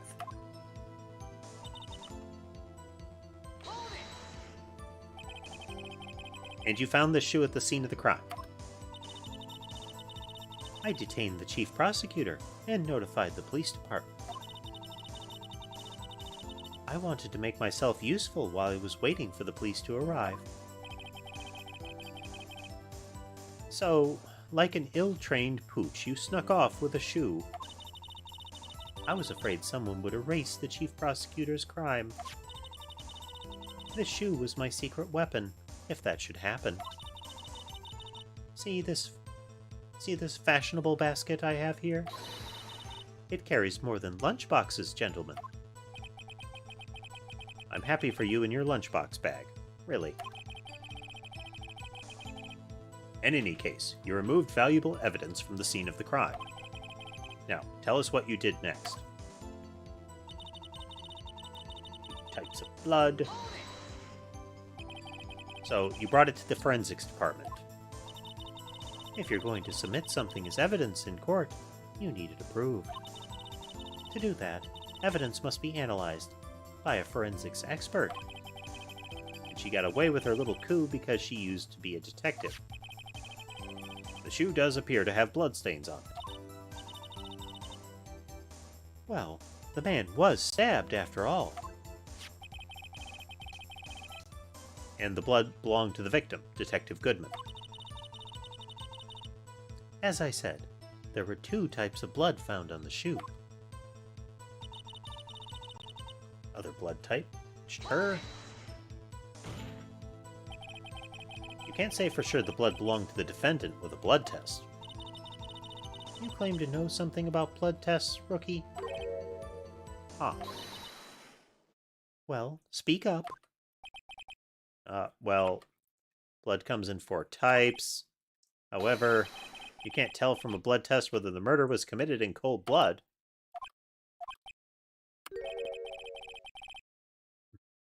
That's just a figure of speech, Mr. Wright. Actually, we can differentiate between millions of types with all the blood tests out there. Which means we can more or less narrow down any sample of blood down to just one person.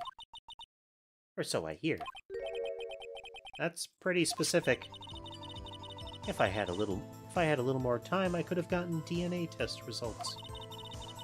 But they said there's very little doubt it could be anyone but Miss Lana Skies. So the suspect's blood was found on the victim's shoe. That ties her directly to the death of Detective Goodman. I was afraid he was going to say that.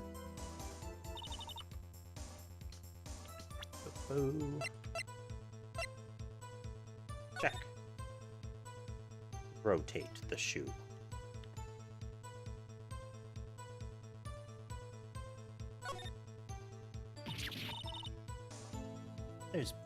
There's blood here, too. On the sole of the shoe? It's got to be the victim's. He must have stepped in a puddle of his own blood. All this blood, it's horrible. This blood might be an important clue.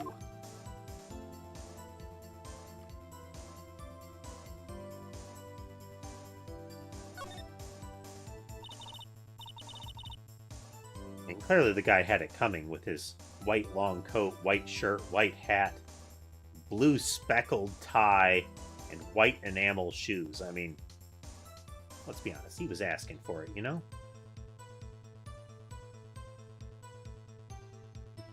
This blood, it's my sister's, right? It appears so. Lana's right hand was bandaged when I saw her in the jail. She must have cut herself at the time of the crime. Poor sis. Okay, the fact that he stepped in the shoe is in a puddle of his own blood. I think is noteworthy, but where? So, save.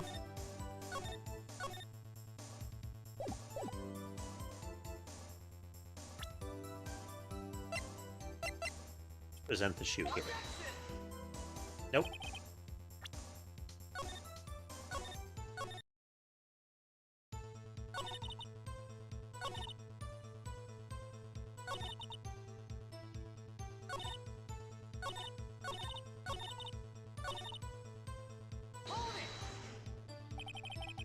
Can't let this evidence go through without a fight.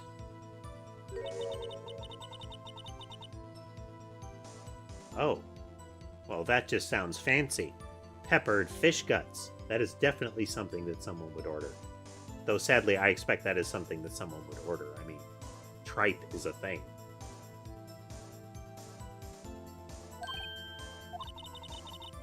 Some like it hot, Mr. Wright. Some like your client. She's in enough hot water to make a whole vat of soup. Mr. Wright, do you or don't you have a problem with this shoe? A problem? This is critical. There's a problem. Is there a problem with the victim's shoe? There is a problem. If I'm not imagining things, I'd say there's one critical problem with this evidence. A clear contradiction. That gleam in your eyes. You're still young, rookie. I'd give you a peppered fish gut now, but you couldn't take the heat, could you? Let's hear what Mr. Wright has to say. What is contradictory about the victim's shoe? Show us the problem with the evidence. I think the problem is here. I wonder if you'd noticed, there's blood on the bottom of this shoe. Don't mess with me, rookie, or it'll be your blood on the bottom of my shoe. Indeed, there is quite a bit of blood on the bottom of the shoe. It makes sense. The victim was stabbed with a knife. What could possibly be contradictory about the blood on the bottom of this shoe?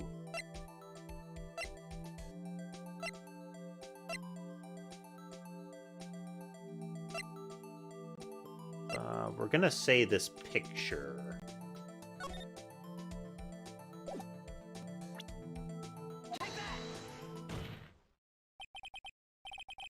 The problem lies in the footprint. The footprint. Note that the bottom of the victim's shoe is covered in blood. Then, isn't that strange? Why weren't any bloody footprints found by the scene of the crime? Aha! As you can see, there were no traces of any such footprints at the scene of the crime. That contradicts your claim about this shoe.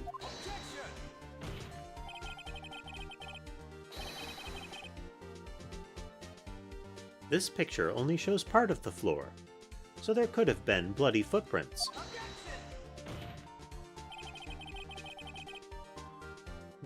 Then where are they, Mr. Edgeworth? Because we checked the scene and found nothing of the sort.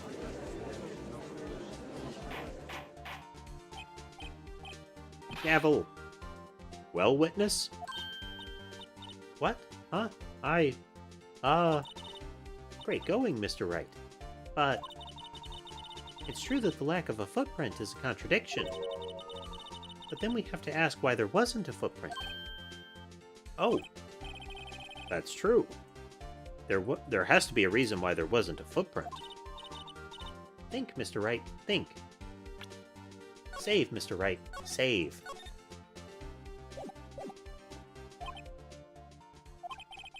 Hey, I don't know why it's not there. I'm just good at finding contradictions. It's my thing. What?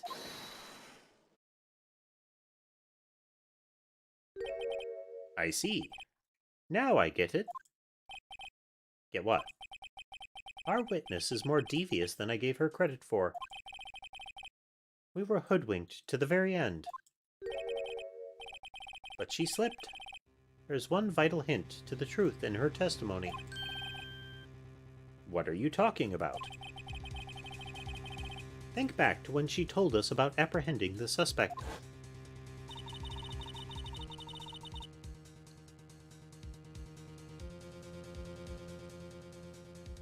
The chief prosecutor tried to resist, but her efforts were in vain.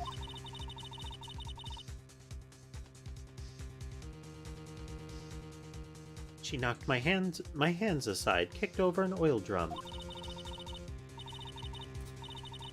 Oh, she's beautiful, but deadly. A predator, this one. A leopard woman.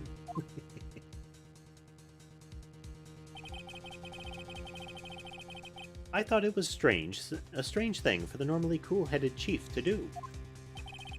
No kidding. Now, witness, allow me to ask a very simple question.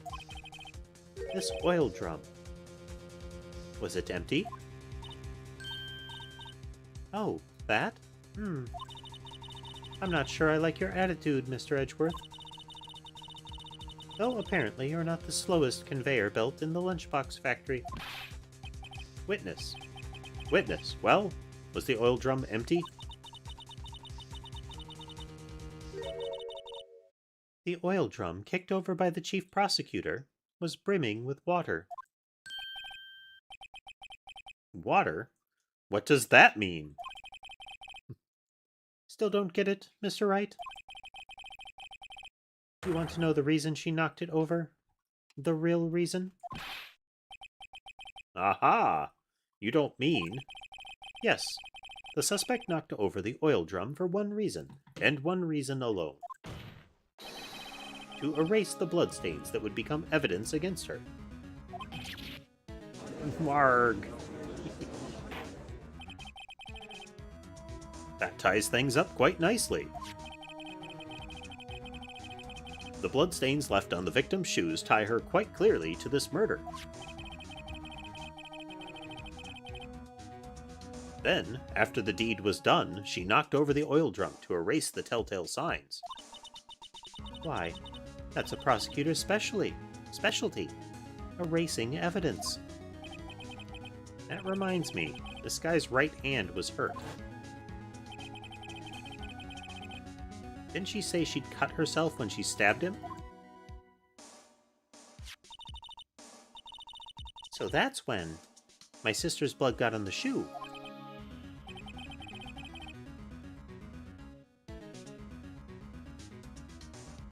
I thought I heard Sherbet trilling. When Sherbet goes up to join another cat, you'll usually hear him trilling to them. Well, I see no reason to prolong this trial. Mr. Wright, do something, please. Alright, I'll save the game. What can I do? Your sister has confessed to the crime and she tried to conceal it. But... enough. There is no need for further debate. The verdict, Your Honor. Very well. But Angel Star is on the prosecution's side. She could have been lying about the water. Gavel. This court finds the defendant, Miss Lana Skye.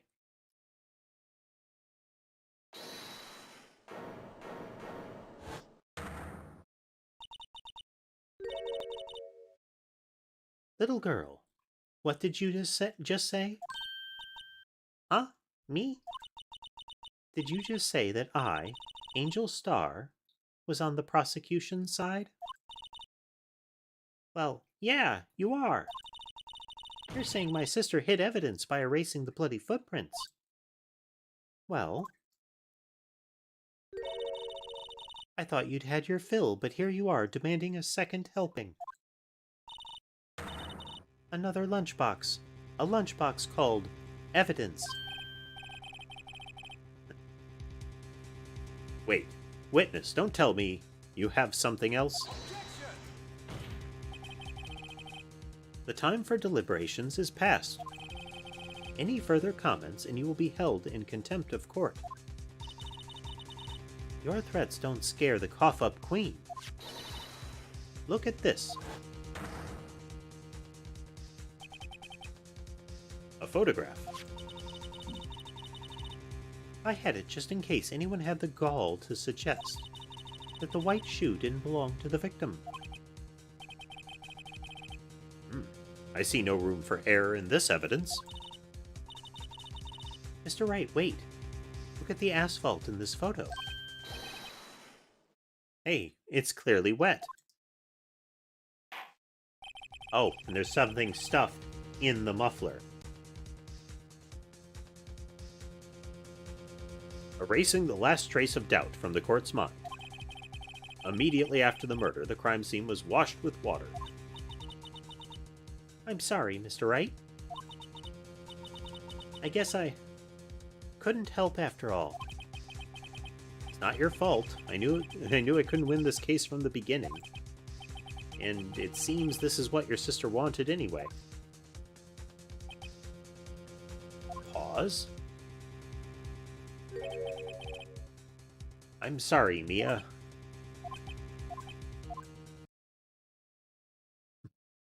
Right. Wet or not? Don't be so quick to throw in the towel.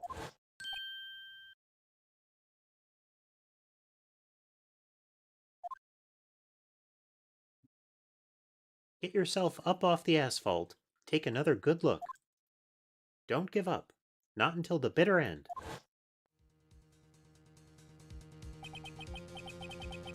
This is the last piece of evidence. Save.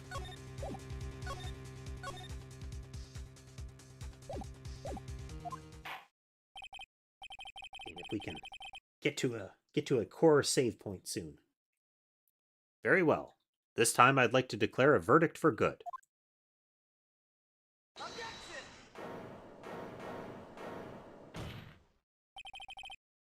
Your Honor, wait. What is it with you people? What is it with you people? Can't I hand down my verdicts in peace anymore? Whatever it is, can it wait? No, it can't. Then it'll be too late.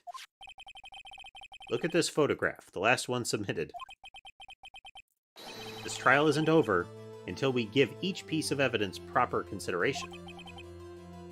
So, Mr. Wright, are you saying there's a problem with this latest piece of evidence? Yeah, I'll think later.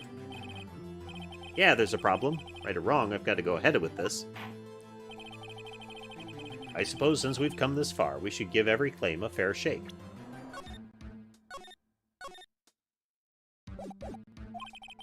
Very well, Mr. Wright. Show the court the problem in this photograph. There's the water, there's the shoe, there's the stabby knife. What this?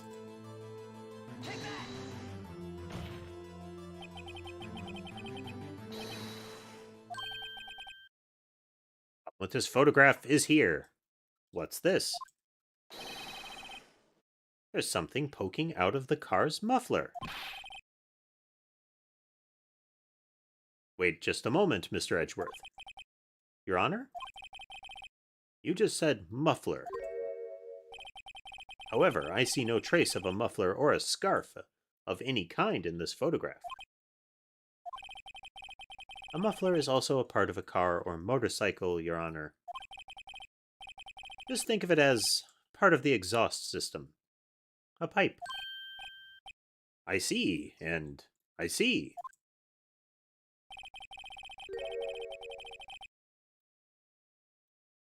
What's that suspicious-looking cloth sticking out of the car's muffler? So what if there's something sticking out of the muffler? What does that have to do with this case? Nothing. Absolutely nothing. Sorry, Miss Starr, but it's not going to be that easy. In fact, you've already told us why this is important to the case. You said as much in your testimony. What? Let's hear what Mr. Wright has on his mind. Tell us why you think this piece of cloth in the muffler is related to this case.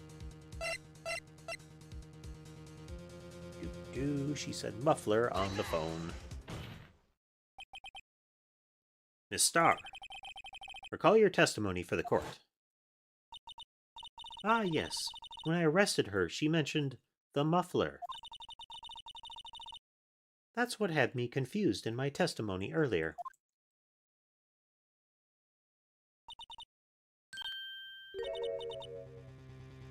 Muffler? Could it be that the muffler you heard mentioned was actually this exhaust pipe? If so, that means this piece of cloth is vital evidence.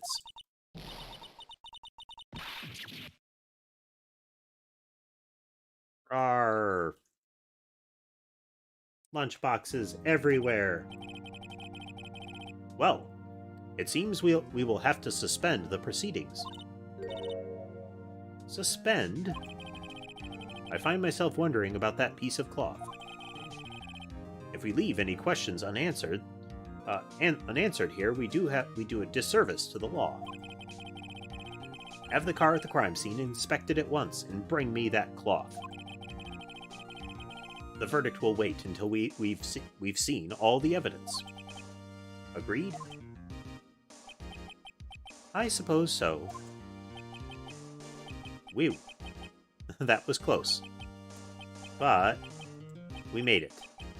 At least for now. Gavel. This court will adjourn for a 30-minute recess. It's lunchtime, after all. He's still hungry? Having eaten at least 5 lunchboxes worth of food. Alright, let's put down our saves here.